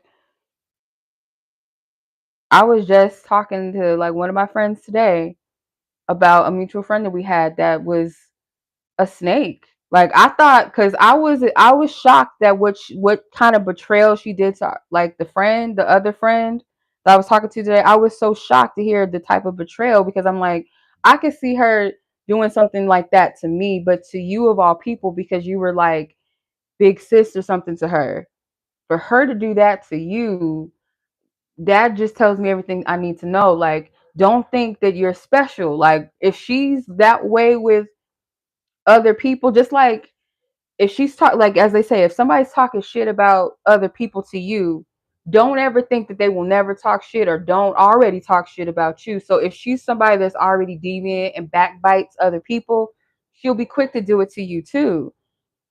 It's just the nature of certain people. And like, so decentering romance and stuff is not, that's not all we decenter from. It's decentering from dangerous energies like that. You have to be able to discern your friends a little bit better. And then what you call friend, like, that's the next layer. Like, God, I feel like, used my friends to help me both be open to receive what love looks like and support looks like, and also to discern what friendship is not. And it opens your eyes a lot, because just as you can overlook things, red flags within a lover, you can overlook red flags within friends too. So anytime they say little comments and stuff like that, and it sounds like it's joking, that's how they disguise their hate, their jealousy, their competitiveness, or them trying to tear you down. They'll use jokes. Um, they'll say little underhanded things, backhanded compliments. They'll compare a lot. Like, yeah, me, and when not, it's always like a one up game, or a way to like big up themselves and then tear you down at the same time type of energy. Like, yeah, I went to the mall and somebody said that I was just looking so beautiful and I just had this glow on me. But that's because God just has that favor. But you would know if you did your work. Like, I had a friend say something like that to me. I had a so-called friend say something like that to me. You would know if you did your work. Like, what kind of shit is that? Like, what? Instead of it being like, yeah, I went to the mall today and somebody said that I look really beautiful, had a glow on me, you know how it is, sis. Or just tell the story. But sometimes, like, even in that, like, there's an energy of bragging. You know what I mean? It's an energy of, I'm trying to make myself feel good. So that type of shit, that insecure bitch shit cloaked in, I'm that bitch and I'm better than you, I'm better than the next one, that screams insecurity and loudness, and that's not your friend. She's not a friend to anybody. If she's not a friend to you, she's not a loyal person. Like, anybody that is fake around you, anybody that pretends to be your friend is not a friend to anybody. Because if you were somebody, again, going back to the fruits of the spirit, a person that's really like trustworthy, loyal, reliable, they are not going to be fake to one person but loyal to someone else. They're fake in general. They're a fake person, because you can't be two things at once like that. In my opinion, no. You can pretend to be loyal to some people, but it's probably because you get beneficial things from being associated with one person over the other. So I don't feel like any of that, like, could be a friend. I just don't think that. And I've been a witness to that. Like, certain people, like, it makes you sit and be like, damn, like, you sit here and talk shit about all these people, and then, like, to me, and then like, who's to say that you're not doing, like, you're not a friend to anybody. That's what I get from that. Like, you're not loyal to anybody.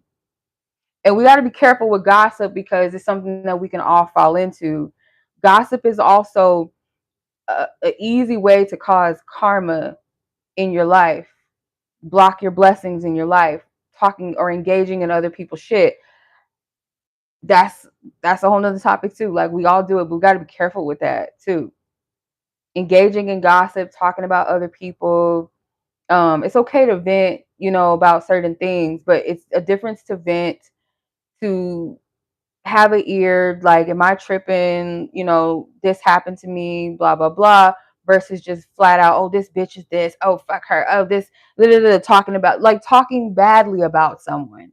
And then you're saying that this is your friend. Like, oh, you ain't a friend to nobody. That's my opinion. You're nobody's friend. That's another telltale sign that that is not your friend. They talk about everybody else. They talk shit about people that they claim, oh, that's my bestie. Oh, that's my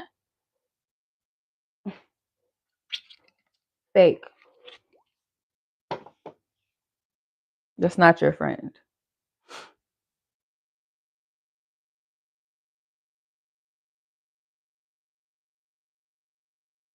Yeah. Because I've experienced real friendship where there is no weird energy, there's no shade, there's no competitive energy, there's no trying to one up. Um, we hold space for each other, we give each other space when we need, we talk when we're available, we respect each other's space.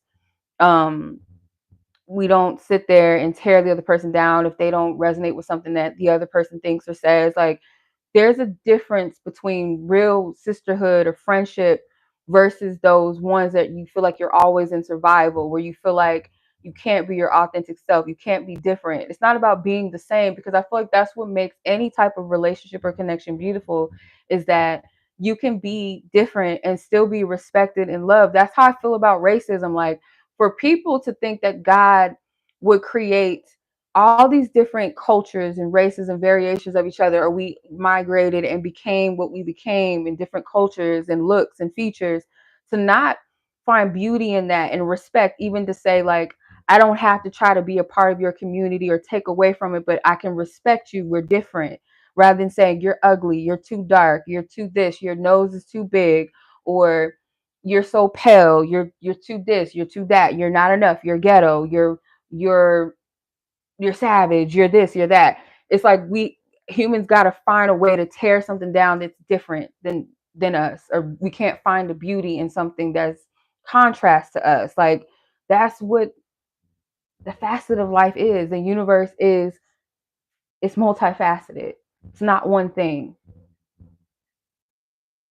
I don't have to resonate with it, but I can respect it. I can respect it in distance and space and not feel the need to tamper it, tear it down, you know? So that's the energy that we working with, divine feminine. Like, it's time to remember you. Just be like, okay, all right, yeah. Because the people that support you, they'll support you in your becoming. And it feels lonely sometimes, because you got to look at it like this, and this is a reality or truth that I had to really settle in. If you really pay attention to your environments that you've been in, whether it's work, whether it's school, whether it's the dating scene, whether it's the people that you've been connected to, or your family, a lot of people don't really like themselves, nor do they really love themselves, know who they are. They're staying in comfortable spots of what feels like normalcy to them, what people tell them they should be, or what they've been told their whole life who they should be. And to even step into the realm of cracking that, breaking that mirror, that false mirror of self, taking off the mask that we've walked in for years and years and years and years, and saying, underneath all of this, I either already know who I am, but I'm just not respecting who he or she is within me, or I don't really know, but I want to find that. If you pay attention, most people do not have the courage to do that. Most people are not their authentic self. Most people do not like or love themselves. Most people walk around with a curated image, or what they felt like has always been comfortable about them, or some sort of stigma that their family put on them, or something that someone told them a long time ago. Oh, you're just the pretty one. Oh, you're just the funny one. You're just the goofy one. Oh, you're just the shy one. Oh, you're just the mean one. And you carry that energy, you walk around in that, or I have to be this, I have to get this done, I got to be this person for everybody. And you get comfortable in that. You can go around in spaces and laugh and kiki and be like, like, my fucking ass, like, I need to learn how to sustain it a little bit better. But sometimes I can't go out sometimes because the energy is too much. It's very performative. Like, when I watch like certain movies, like on Tubi, those hood ghetto movies, like the performing, like the girls talking, oh yeah, girl, say less. Like, some stuff, like, we have a lingo, like in every era, every generation has a lingo, but it's like this performative, fake energy. Like, yes, girl, yes, sis. It's like, it's fake. It's fake. And even in the spiritual community, it's fucking fake. Like, oh, namaste, what's up, goddess, queen, what's up, king, and stuff. It's just fake. Like, just fucking stop with all this. Like, not everybody in this motherfucker is a king or a queen, an empress, and all this motherfucking shit. Like, just stop this shit, please, at once. Make it stop. it makes it less spiritual, if you ask me. It's just like what is this cult fucking shit? Like I'm tired of this. Like what is this? And some of that, like naming ourselves all these titles and these labels and stuff like that, like part of that is because we don't know our identity sometimes.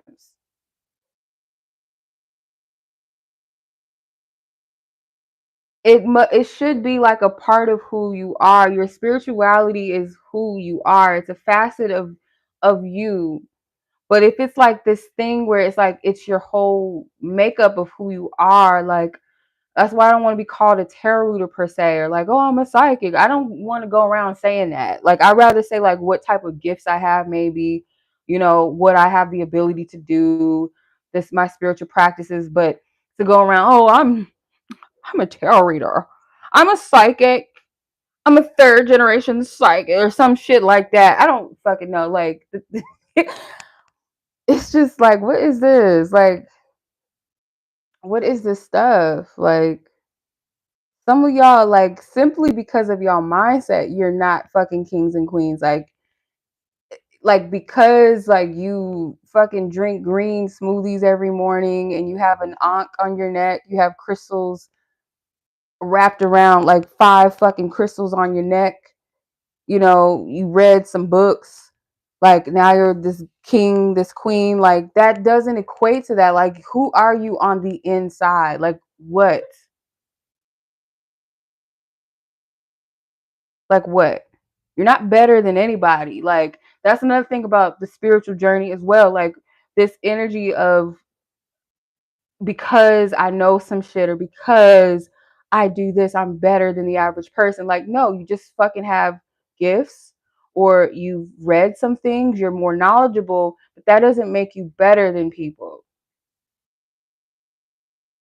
It's disgusting in the spiritual community too. I can go all day because they definitely have the spiritual uh guys and gals that got the clout, and sometimes they lose themselves in that image too, that they become real big headed, that they lose the mission. They forget how, like, not forgot where they come from, like they can't grow and evolve, but they kind of forget their mission and they start trying to fit into what they think everybody wants. And that's something that I've learned. Like, I found the most freedom in just always posting what I wanted. But when, like, the moment that I try to keep up with things, trying to fit and chase something, that's when it became like the life was sucking out of it for me.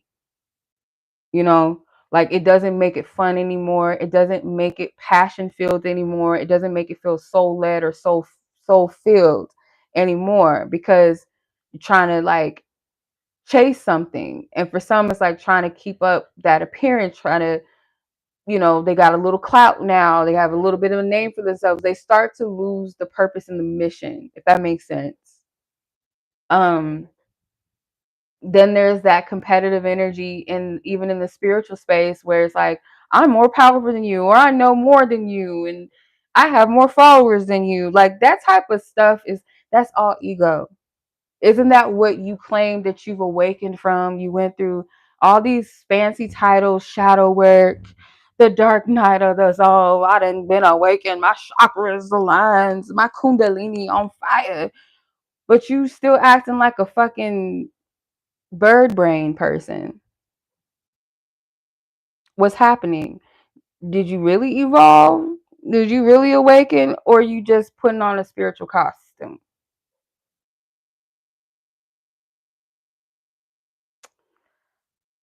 So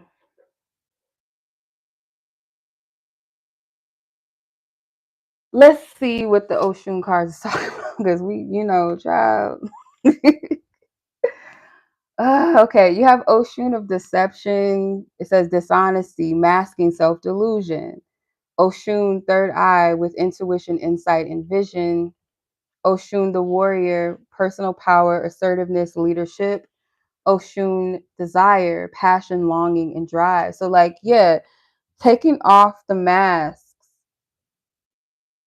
There is no competing or comparing with anyone's energy. Like, if you truly, this is going back to the whole divine feminine and goddess energy thing again, like there's many different facets and archetypes of goddess energy. So why would you try to compete with anyone else's when you have your own soul energy signature? Some of this is like taking off the illusion that you have because of the mirrors of other people in your life, like seeing how other people are with themselves. Going back to what I said, most people, I shouldn't say most, but you'll notice a lot of people really don't like themselves enough because they don't know how to be their authentic selves.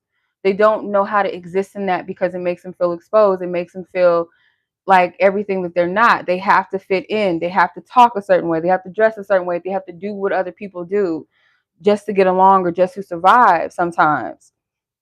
Or what they feel like is going to get them the most love, the most attention, the most, um, you know, the most visibility.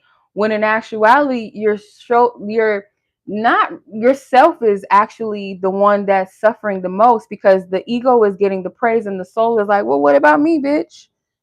Like I don't feel seen at all. I feel like what the what? Like it's like imposture. That's the imposture shit. You know, what's that movie? Man in the Iron Mask, where Leonardo DiCaprio plays two twins. And the most evil motherfucker, the mean twin, was the one that was in the land and they put the other one away.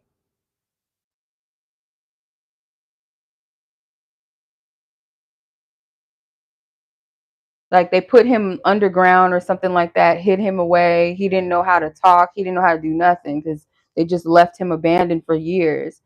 And then once they got rid of that evil, because people were getting tired of that evil twin, they're like, this motherfucker is mean. He ain't doing nothing for our kingdom. He's just an asshole. Um, he treats everybody that help like shit. So they took the other twin from underground, raised him up, got him, together, and they kidnapped the other twin, the mean twin, and put the nice one in the place of the king. And people knew something was wrong because he was super sweet, considerate. He was kind of shy. He was charming.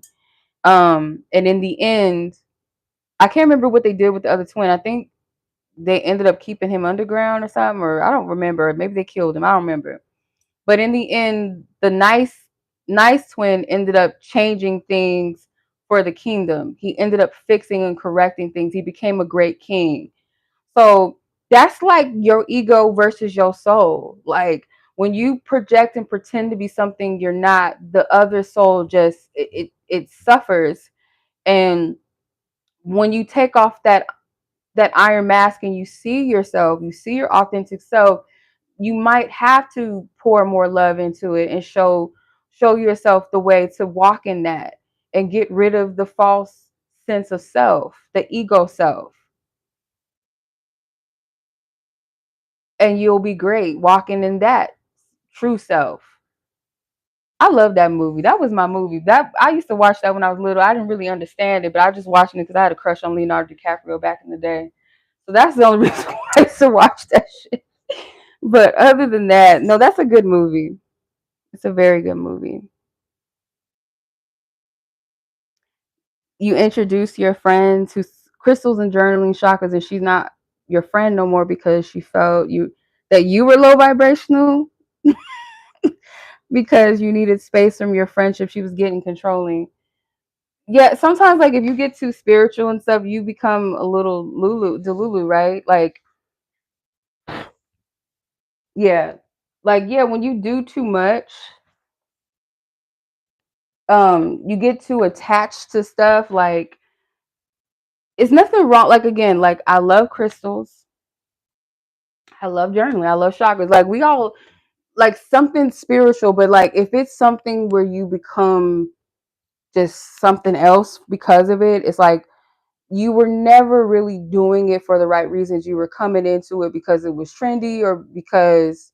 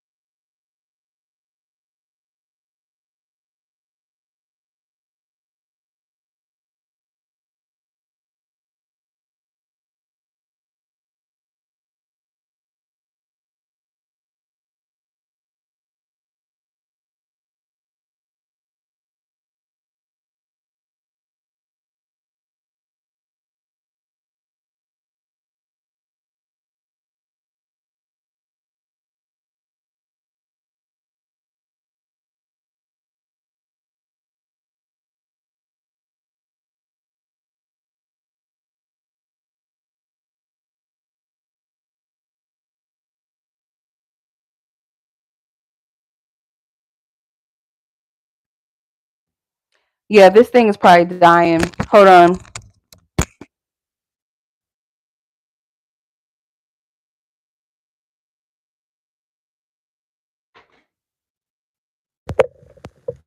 Hold on. I know what happened. That other microphone died. That's why. Okay. Can you hear me now? I don't know what part I stopped off at, but I was talking about psychic or spiritual psychosis. But like, what happens when people dabble into things without doing like their shadow work? Like, if you don't do your healing work before or while you're getting into spiritual work, like if you haven't truly had a spiritual awakening, because some people just cling on to stuff because it's the next best thing, it's trendy, or it's something that they feel like is going to fix them or heal them without them actually literally doing the work. So they pick up tarot cards and they're pulling cards and they're not using their discernment, they're not using intuition, they're reading cards from their fear, insecurities, or they're letting someone else read for them and they don't have any type of spiritual governance, discernment, none of that. Or they start tapping into witchcraft and spells, working with demons, so-called angels, and they think they're hearing the angels talk to them and this and that. And if they're already not sound minded, they're going to lose their fucking mind, because you have to do your work. You have to. Spiritual awakening is awakening to yourself. So if you're not awakening to yourself, that means your fears, your traumas, your wounds, your hopes, your dreams, your gifts, your skills, your mission, your desires for life, your purpose, or seeking that out, and you're just going into it for a fix, or going into it for the wrong reasons, to get a man, to get a woman, to get a twin flame, to get a platform, to just go out here just pretending, like thinking that you can do the shit before you, like thinking you can run before you even crawl. Yes, you're going to have a fucking spiritual psychosis. Like, yeah, you are tapping into magic that's probably not something that your lineage should be touching, and you probably being met by them energies, them spirits. It's like, no, this is not for you. This ain't your game. Or like they can sense that you green and you're not ready for certain things, and you backed out because you freaked out. Like the spirituality, spirits, angels, demons, whatever you want to call them, jinns, fairies, all that stuff is real. Spiritual gifts are real. But if you are not called, or you're not governed in that, or you're not spiritually protected, you're not walking in spiritual protection, you're not walking in spiritual hygiene, you're not tapping into yourself. And then what I also notice about people that deal with spiritual psychosis is they think that everything and everybody is attacking them. You know what I mean? Like there's a popular Instagram, what's her name, trap witch, had a client that had a whole blowout, a whole spiritual psychosis breakdown on her, saying all kind of wild shit, and that's the scary part of it, because delusions come from your own shadow self. It comes from your own fears, a projection of your own fears, your own trauma. Um, and sometimes it might even be things that you tapped into that you shouldn't have, that's now fucking with you.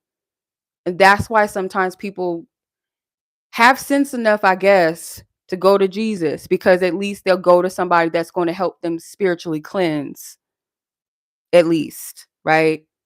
Cleanse whatever that energy is off on them, and kind of take them out of that energy that they were like moving in, kind of reground them in a sense. Even like, I'm not here to say, oh, you shouldn't be calling on Jesus or whatever, because I've definitely done it. So I'm not going to demonize or criticize anyone, but I feel like at least those that went to the back to Christ, at least they went and most likely got the clearing that they needed. Because sometimes they'll go, if they get reborn in Christ, they do what? They get baptized. Or someone might have to exorcise demons out of people. That shit is real. So when I watch things from an open perspective. Like when I watch these Christianity videos, I don't judge it fully, because I can understand. If you come from one realm of things where you're tapping into witchcraft, or you're talking to spirits, or you're working with demons, or you think you're talking to angels and stuff, and it might not be that. It might be trickster spirits because you're not being discerning, you're not praying, you're not covering yourself, you're not listening to your intuition, or you don't know how to do that because you just jump into it because you think it's cute. So then the next thing is, I got to go to somebody in the church to help me, and that person in the church, they're praying over you, they're releasing you out of something. So I see that as spiritual work too, so that is their, I guess, their saving, because they got into something that now they got to get that shit cleaned off of them and washed off of them, however they got to do it. If it's at the church, okay. If it's a priest of some sort, okay. But sometimes that's what it takes. And unfortunately, there's those people that are so caught up in their psychosis that they won't get help.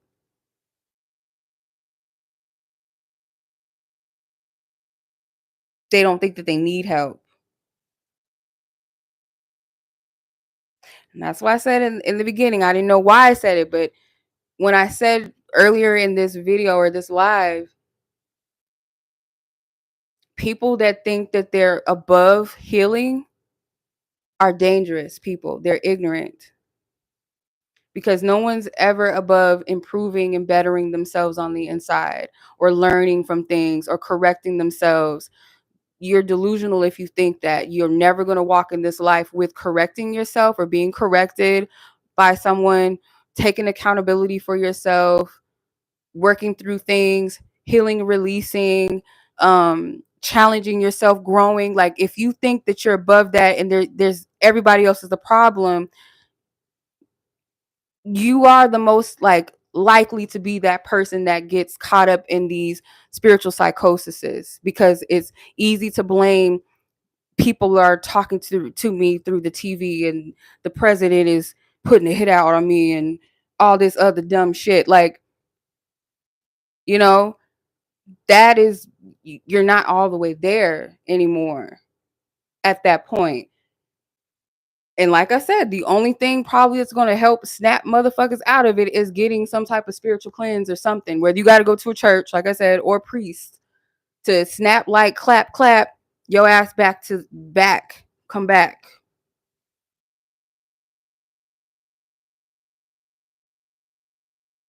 That's just in my interpretation, humble opinion, that I feel like that's what happens with people. You get into stuff that you shouldn't, you're not ready for, you're really not intending to do it for the right reasons, or you're extremely unhealed.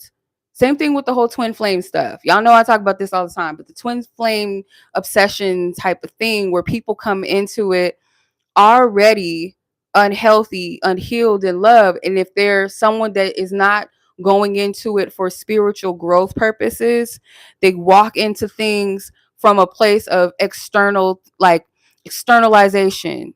Everything is outside of me, and I need this to validate me, or they're chasing a trend, um, something to validate their traumas, validate their emotional unavailability, validate their unrequited love situations, or their toxic love patterns, toxic love cycles.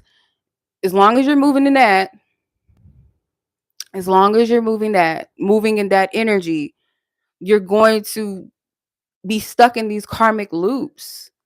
Because some of us evolved outside of that twin flame stuff, because it held up a mirror. At least I'll speak for myself.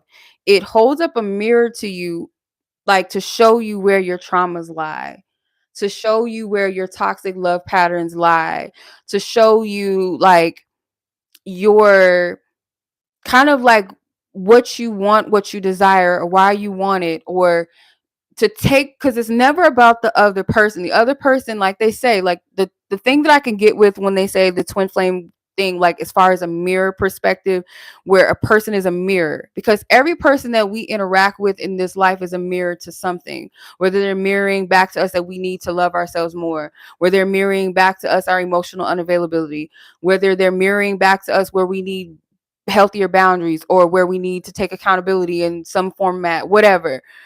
Every person in this world is a mirror to something within ourselves, a reminder of something, a warning, a heads up, a encouragement. Like there's levels to this.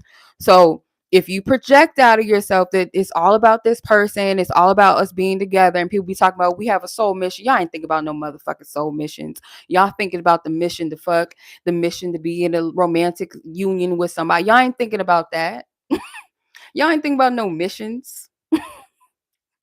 Y'all ain't even think about your own life purpose for real. Y'all worried about this motherfucker. Y'all mission is to fuck. That's what y'all want. Like, and yes, it's very rare twin flame. I don't like that word, but I get what you're saying, sis. It's very rare that divine counterparts.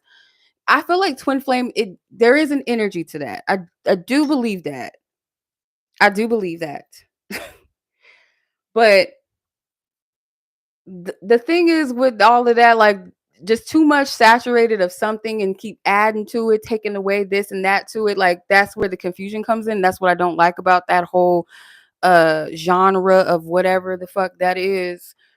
um because I feel like maybe it was created or was birthed from someone from a place of like true divine connectivity, but if people are not spiritually mature enough to understand those type of energies or dynamics, and they try to add this worldly thing into it, this romantic bullshit into it, this chemistry and sexual attraction into it, on top of that, spraying the whipped cream of trauma on top of that shit, of course it's going to be a disaster. It's not going to taste right. It's not going to taste good because you adding too much to it. You taking too much away from it. It's not balanced. Um, but yeah, no. That twin flame stuff sent a lot of people into psychosis too. Like I told y'all, like one thing I will never ever forget is this lady that was a part of a community of a friend of mine, this twin flame community, unalived herself over that shit. Mm-mm. So no. And again,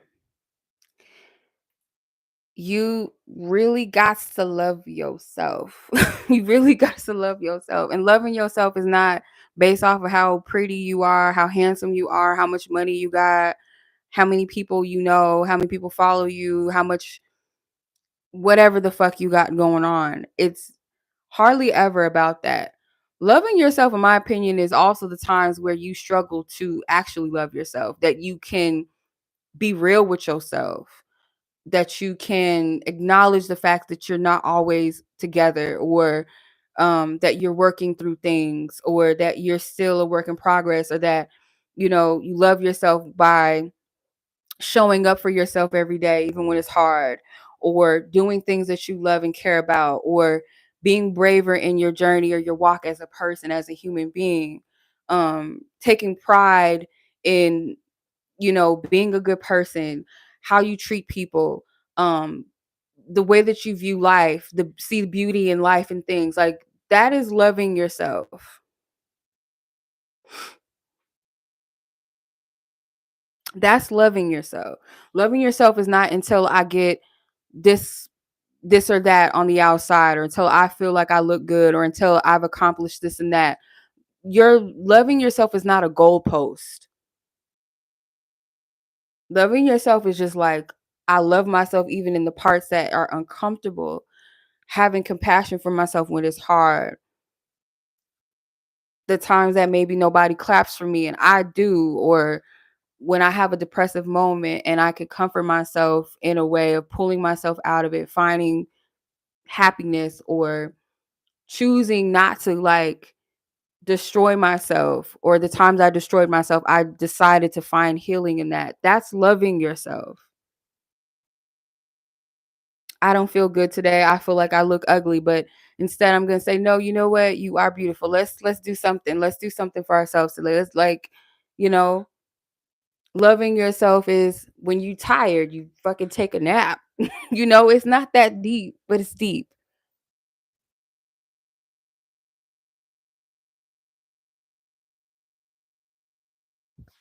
It's not in the how and loving yourself, yeah, part of it is you saying, oh, I love this about my physical appearance, or I love how funny I am, or I'm so creative, I'm creative in this way. I like how I did that. Like, big upping yourself is a start, but if it comes from a place of that's the only thing that you should love about yourself, or because it's something that other people are always validating you, or it stems from what other people think about you, then you don't really love yourself.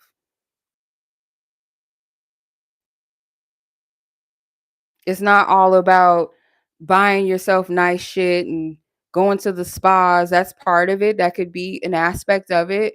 But like to just say like that's all that it is self-care and beauty days, or when you're feeling your finest or your baddest, like you feel like you look like that bitch today, or until you go to the gym and your waist is snatched, then you'll love yourself. Like that's not how it works. That is not how it works.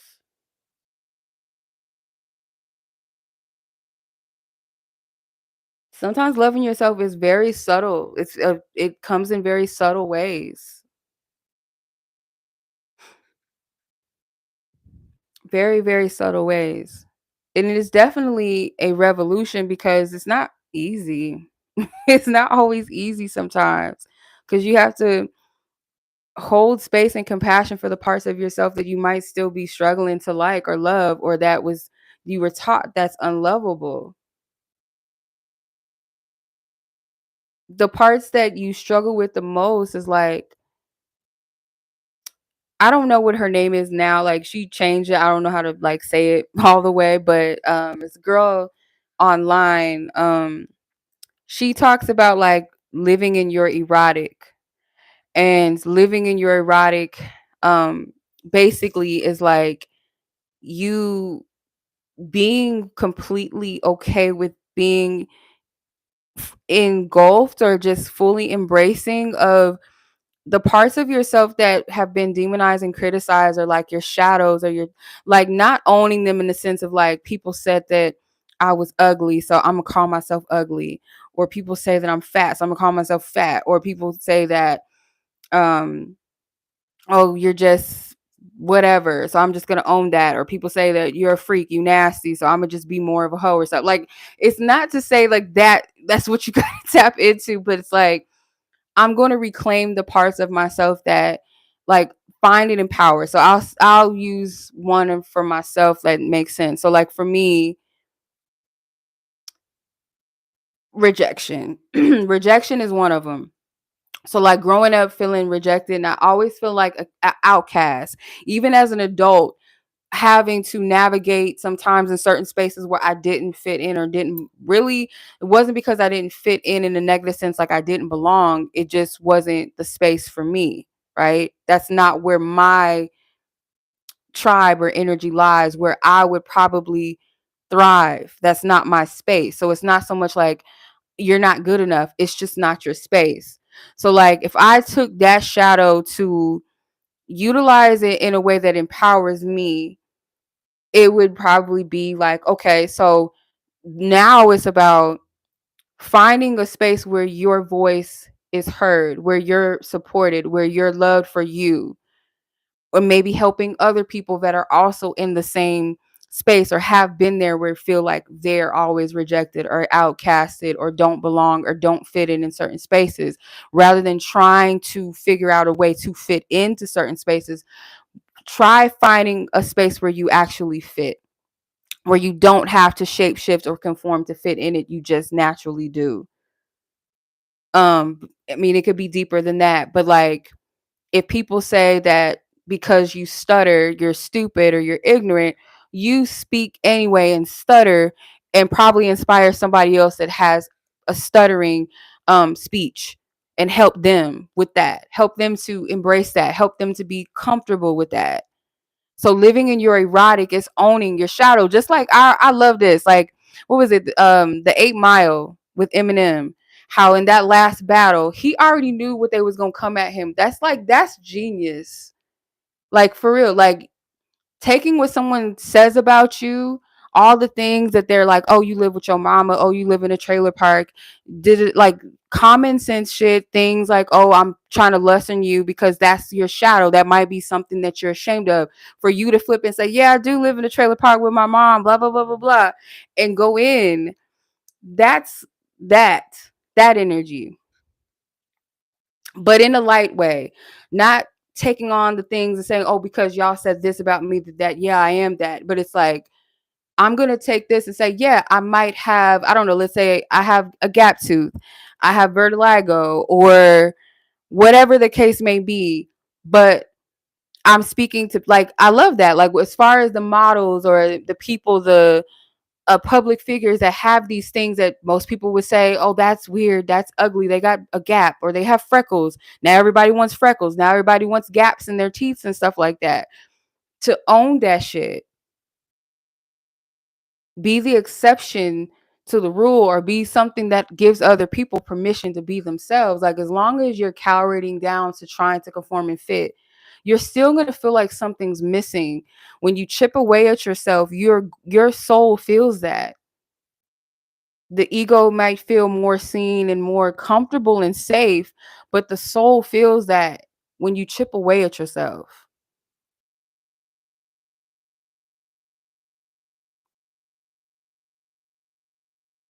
So,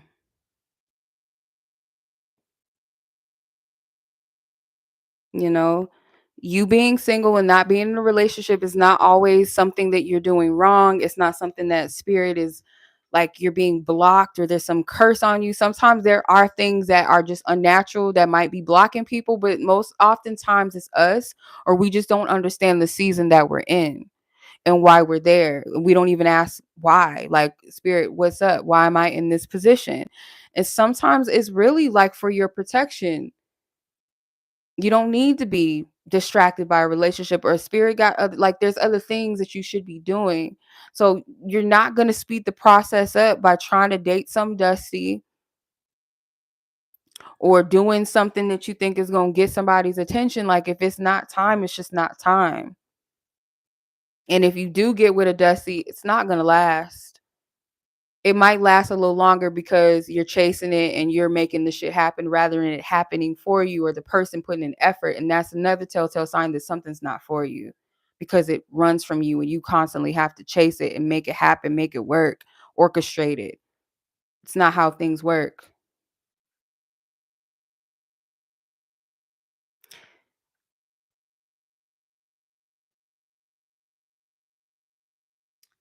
So there's nothing wrong with you. And just because, like, I also feel like those that have never been in a relationship, you're actually, I feel like, blessed in a sense, because you haven't been tainted.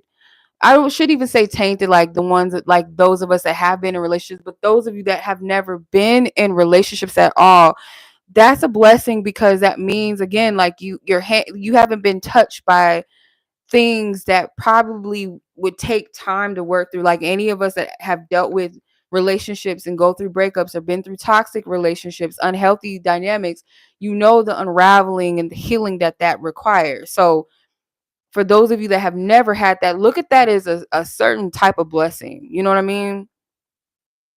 Take it as a blessing. For those of you that haven't dated in a while, like, yeah, you might want compassion, but sometimes, like, you got to find the blessing to say, maybe this is just giving me the time to get back to myself, get back to maybe mending my relationships with my family, or building better relationships. um Time for me to just be at peace, because you can look at it from this light too. Like, once I get with my person, we gonna be two peas in the pie. Like, we ain't never gonna want to part. So I better enjoy my singleness now, because I'm gonna be like, it's just gonna be all about me and this person, in a healthy way, right? Like, you guys still are your own people. You have your individual lives. You have your own healthy hobbies, and your space and stuff. But, like, look at it that way. Like, spirit don't want my time wasted crying or worrying, looking at my phone, wondering if this person's gonna text back. Why aren't they planning any dates? Like, fuck all that. Fuck all that. No.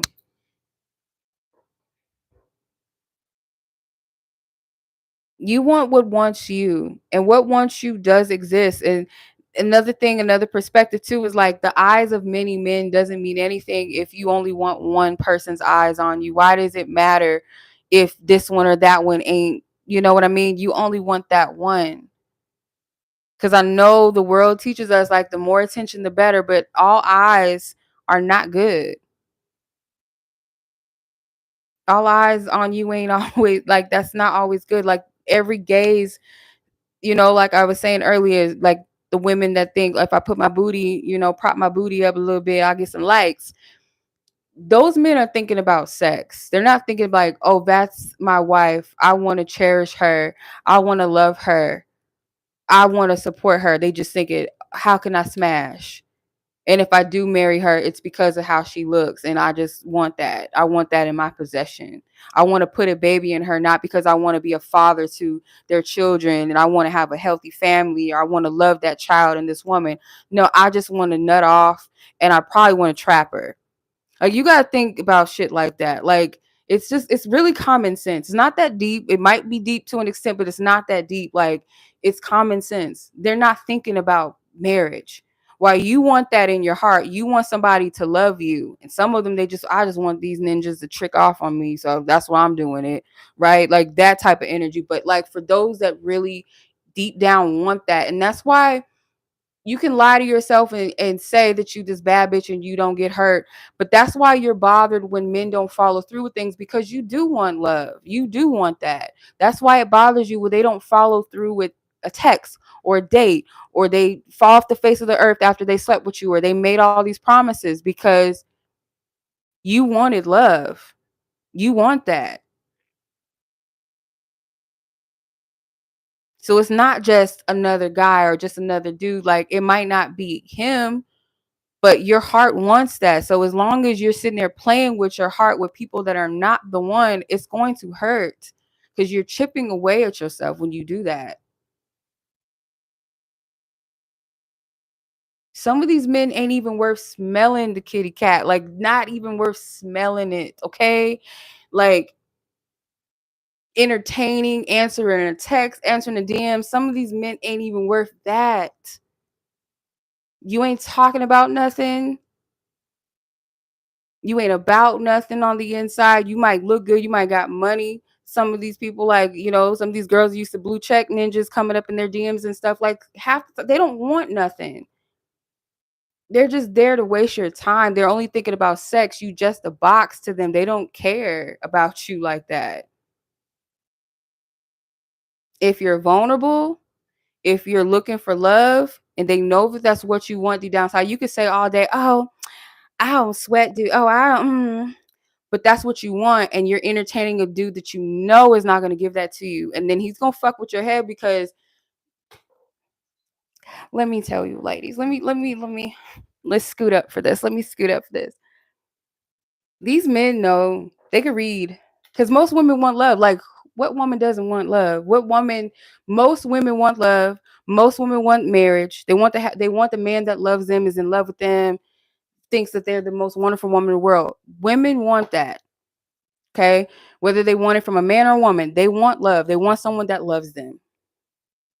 So if you out here just dating any other Dusty, and there are no good Dusty that's just there to waste your time, they want to prolong the experience with you. So they'll feed into that desire of love that you have, knowing that they're not going to give it to you. That's why they do it. They're not confused. They know what they're doing. They know what they're doing.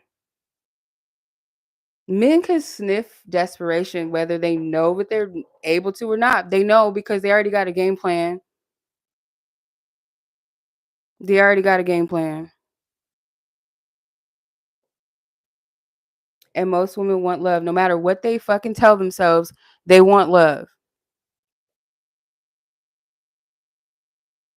So all that extended period of time that, oh, he just won't leave me alone, he just won't go away.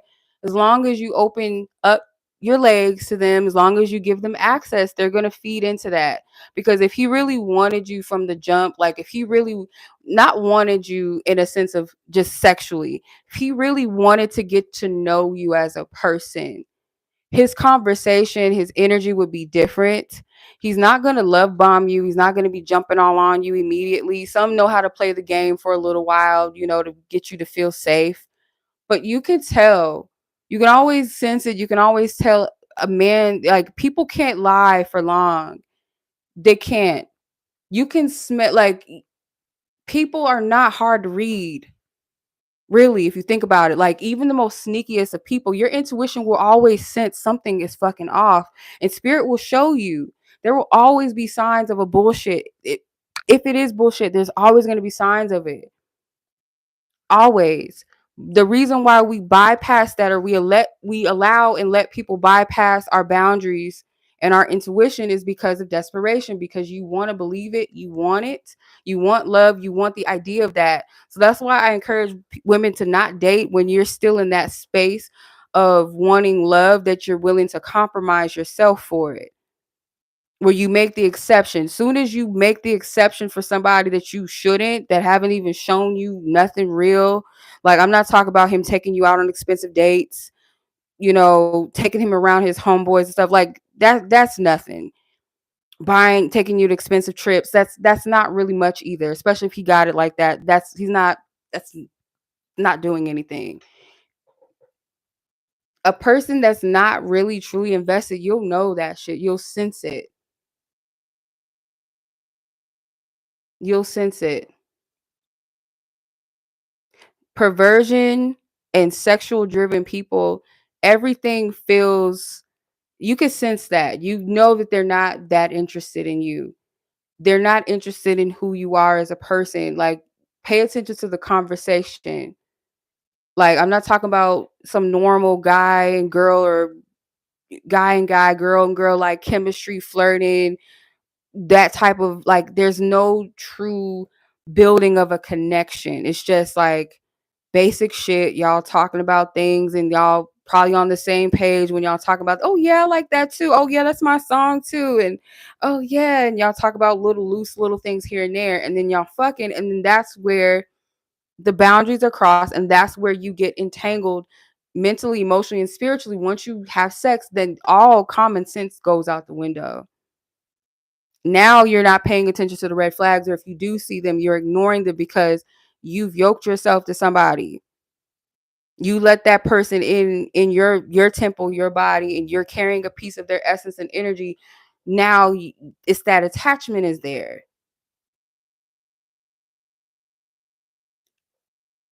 Sex should never come before you build a friendship or true bond with anybody. Like, looking back now, like, for real, like, we're taught ass back where we watch these fucking movies where they show you the people bumping into each other in the street, and oh, she's so bad, oh, she's so beautiful, she's so hot, oh, he's so hot, oh, he's so handsome. And they're going out on dates, and they're laughing, and they're having coffee, and they're horseback riding, and the next thing you know, they're having this intimate date, and then they in the bed fucking. Then that's where the bullshit comes in. They arguing, they breaking up. Oh, you didn't tell me that you were the one that fired me on the intercom. Like, the dumb, stupid romantic comedies. Like, it's always some oh, you dated my sister. Oh my God. Something stupid. And then they get back together. That's creating an illusion. Like, that shit is dangerous. Look back at these fucking movies and shit. Them motherfuckers is programs. For real. Them romantic comedies, that stuff is just like mind fuckery. Because that shit don't work like that. They don't ever show you the two people bumping into each other and then, like, building a friendship and a connection, then going on a motherfucking date probably, or going on a date and, like, building a friendship, not being at each other's house on the couches, staying over the night, staying past 6 or 7 o'clock at night at each other's house, talking about sex too soon and shit. They don't show you that type of stuff. They show you the quick, they show you the chemistry, they show you the lust of love. Hey, I'm not here to shame nobody. Like, I hope that this is registering to somebody, because it'll save you the trouble. We as humans, yeah, we like sex, but sex is better when it's a connection there. At least for me. Like, if I don't like you as a person, I don't want to fuck you. Like that, I don't want to touch you. I don't even want to kiss you for that. Like, if I don't feel a connection, I don't want to connect with you.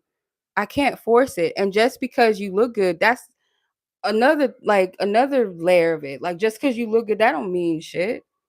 That doesn't mean like you get access to me. Oh, you get access to me because you got money or because you said a couple of things. You said I was beautiful or some dumb shit like, oh, goddess. And that does not, like, no. Or we talk about some stuff that we got in common. Now all of a sudden, oh yeah, let's have sex. Like no. Especially if you desperate or you just horny. Like, you shouldn't be doing that. No. I don't like Just Right. I like the movie, but then when I watched it again from a different lens of like self-respect, I don't like that fucking movie either. Because it's like but it's real shit though, because some men really like lead with that um the conventional beauty thing. Like, I could vibe with, like, because he really had a vibe with Queen Latifah. Like, that energy, if it was right energy, like if it was really just right from the beginning, like where they bumped into each other at the gas station and they was like talking and vibing, having that banter, and then he decided to date her and get to know her, then it would be different. But he went with Morgan because Morgan was conventionally pretty, and you notice Morgan was playing the game. She was playing the little game with the men, like, oh, I gotta go to the hospital. I gotta call. I can't go out on. I don't date ball players. Playing that game, right? And Common's bald headed ass just fell for it. And then Queen Latifah was kind of goofy in the sense of falling for his bald headed ass and sleeping with him. And then, the bad bitch comes back because she left him, not the other way around. So Queen Latifah should have known like he wasn't over the bitch because she left him, not the other way around. If he would have left her, that's different. Like, oh, she ain't here for me while I'm going down. It wasn't enough for him to say this bitch left me while I'm out, down and out. She ain't even a real one. That wasn't enough for him. He was still stuck on stupid. He was stuck on the image. He was stuck on the illusion. He was stuck on the program of this is what's beautiful, or this is the type of woman you have on your arm, like that type of shit. I wouldn't have took that ninja back with his bald headed ass after that. I just wouldn't have. I mean, it's kind of a good movie, I guess. That's how I feel about Love and Basketball. Like, I just didn't like how from the beginning that ninja was like egotistical, in competition with her. I didn't like that. Like, when they were kids, he was just already mean. And then the scar, they try to make this big deal out of the scar like it was something significant. Like, yeah, it was significant. It was showing like how abusive he is in so many different ways, like how he's a sore loser. Like, I don't like that movie. I do not like that movie. He treated her bad throughout the whole movie. I didn't think nothing about Love and Basketball was cute. Exactly. He can go heal that ACL. Yeah, he's sitting over there on the sidelines playing mommy daddy, watching his wife play WNBA, like while she become the man of I just see me personally, I couldn't do it. I'm sorry. I hate the black movies where the woman is always got to be like the struggle love. Like, we got to struggle until you love me. Like, I don't like that. I don't like that type of shit. Like, when you're like young and you watch it, you're like, ooh, the black movies, hey, best man and stuff. Even that movie is crazy as hell. We ain't gonna get into the best man because I'll defend the good men on this one. But actually, Morris Chestnut's character was not a good man because he was cheating on his girlfriend in college too. So fuck that. Fuck him. Never mind. He wasn't a good man. He just wifed up what he thought was a good girl, but lo and behold, you know, yeah, yeah. And Love Jones. I talked about Love Jones too. Love Jones is a trip. Like, just because Lorenz Tate is so fine. Lord forgive me, that man married, but anyway, yeah. So anyway, he was fucking stalking that bitch, stalking her ass, and she let him in her house. But you know what? I can't even talk because I definitely shouldn't have certain people over my house, but it was because, oh, got a little kid. Like, no, I know it was because he was fine. She let him in the house because he was fine. That was all it was. You know, that movie is crazy too. There's nothing. I guess it's because the vibe, the music, the whole setting, that era, the poetry, you know, Nia Long was fine, Lorenz Tate was fine. Like everybody, it was just like the vibe movie. But that as a love story, fuck that. I don't know. It's just a movie, I guess. But let that be real life. Like, not you like stole my address off of a check and like went to, like, that shit's crazy as hell. Like, you could have just popped up at the poetry spot. We could have like possibly bumped in at the poetry spot, but no, you went to the extent of going to the bitch's house. Like, what's wrong with you? That's crazy. Yeah, I'm sure there's others that I could find, but I can't. I can't think of nothing right now. That's crazy. I cannot. I cannot. I cannot. I cannot. Yeah, like call 911. Like he fine, but come get him. Come get his ass. He ain't supposed to. Like what? Don't do that. Yeah, no. Don't be a sucker because he look good, okay? Not even a love letter. Like I like the little poetry part in the beginning, like his little, oh, is your name Yimmy Ya? Oh no, you got to be. But even then, like it was kind of corny.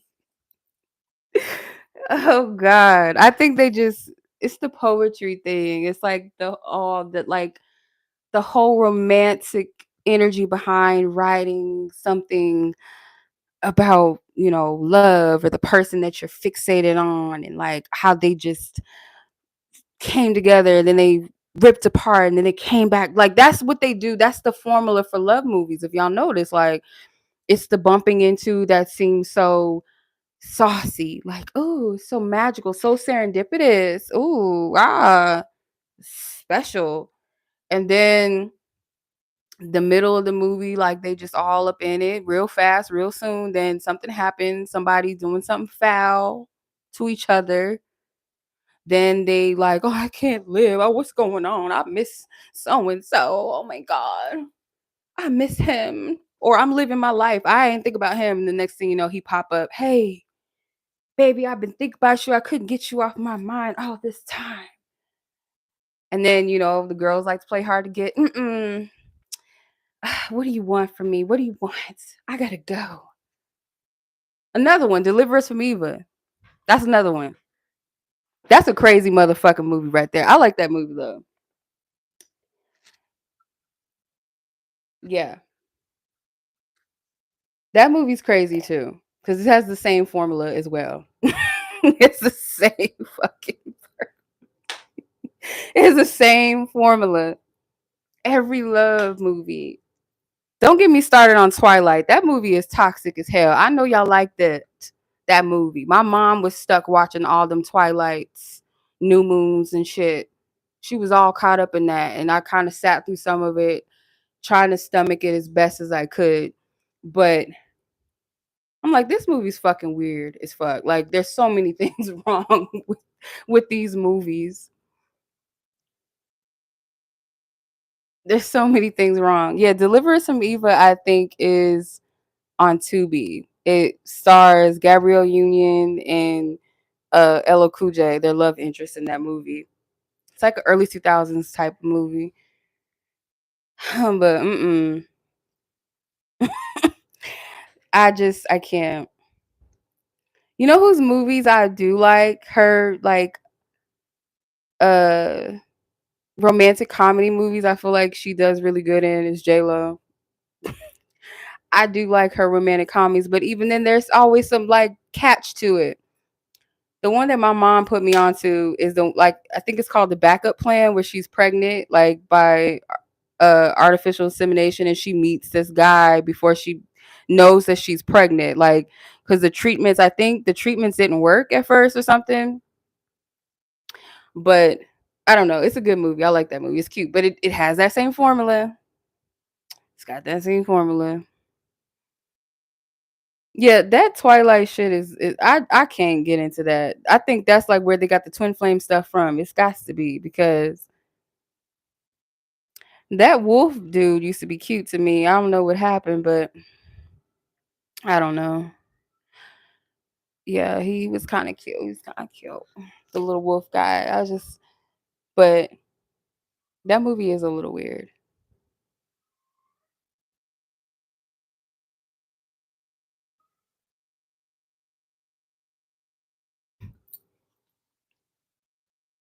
Just a little strange. Especially the last one. I'm like, why he claiming this child, this young, being Bella and what's his name, Edward's seed? Why Jacob claiming her already? Like that to me was just like, do wolves do that? Because I don't know about all of that. Can someone explain that to me? Like I didn't get it. Maybe y'all read the books and shit. Maybe it's better context. I do like vampire movies though. I think vampire movies, they usually cast attractive men. That could be a part of me that's attracted to emotionally unavailable men because vampires, right? But I kind of like that dark energy, like men that's kind of like, you know, I don't know. But I do like vampire movies though. But Twilight is not one of them. That's one I I draw the line on that. I don't really fuck with Twilight at all.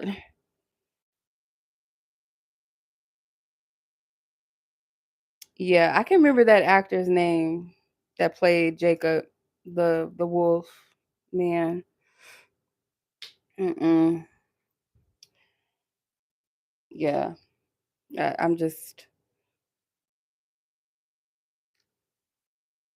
not into that type of vampire movie because it's not really even vampire. It's almost, I don't know. Like, have y'all seen? It's like this deck creator. She makes these like they look like dolls with big ass heads and big eyes. That's what Twilight reminds me of. It reminds me of that deck. Like it has this creepy twinkling music. Like I don't know. That's what Twilight gives me. I don't know. Taylor Lautner. Is that how you Lautner? Lautner? I don't know if I said it right. I don't know. Maybe it was the weave. Like he had that long weave. Like he looked like he was like Choctaw or something. I was like, oh, okay. Yeah. I don't know. Because I seen him in some other shit. I was like, oh. It's something about the men in the weave, right? Like fucking Johnny Depp was looking fine in Pirates of the Caribbean, Caribbean. Hell no. But anyway, I need to get my assets off of here. I've been on here too long. We ain't talking about nothing. We ain't talking about not a damn no more. But Sarah, this was a long live. I hope that it resonated. Um Not to do something to you too. Oh God. I don't know. I shit. Something was wrong. But I don't want to keep y'all too long because some of you guys it's probably like 3 o'clock in the morning where you are. But yeah, y'all be good. Y'all be blessed out there. Y'all be safe. I'll catch you guys later tonight because today's Monday. So Monday we do mini love read. So if you're single and you have a question about you, your love life, your self-love, don't be shy because these readings are not just for people with love interests or partners or exes or anything. Like it could be all about you. It could be what spirit wants you to know about your love life, So yeah, I hope that was helpful. I hope this live has been what you needed. Like something within the live is what y'all needed to her. And yeah. Y'all be blessed. Be safe. Much love as always. Until the next one. Peace.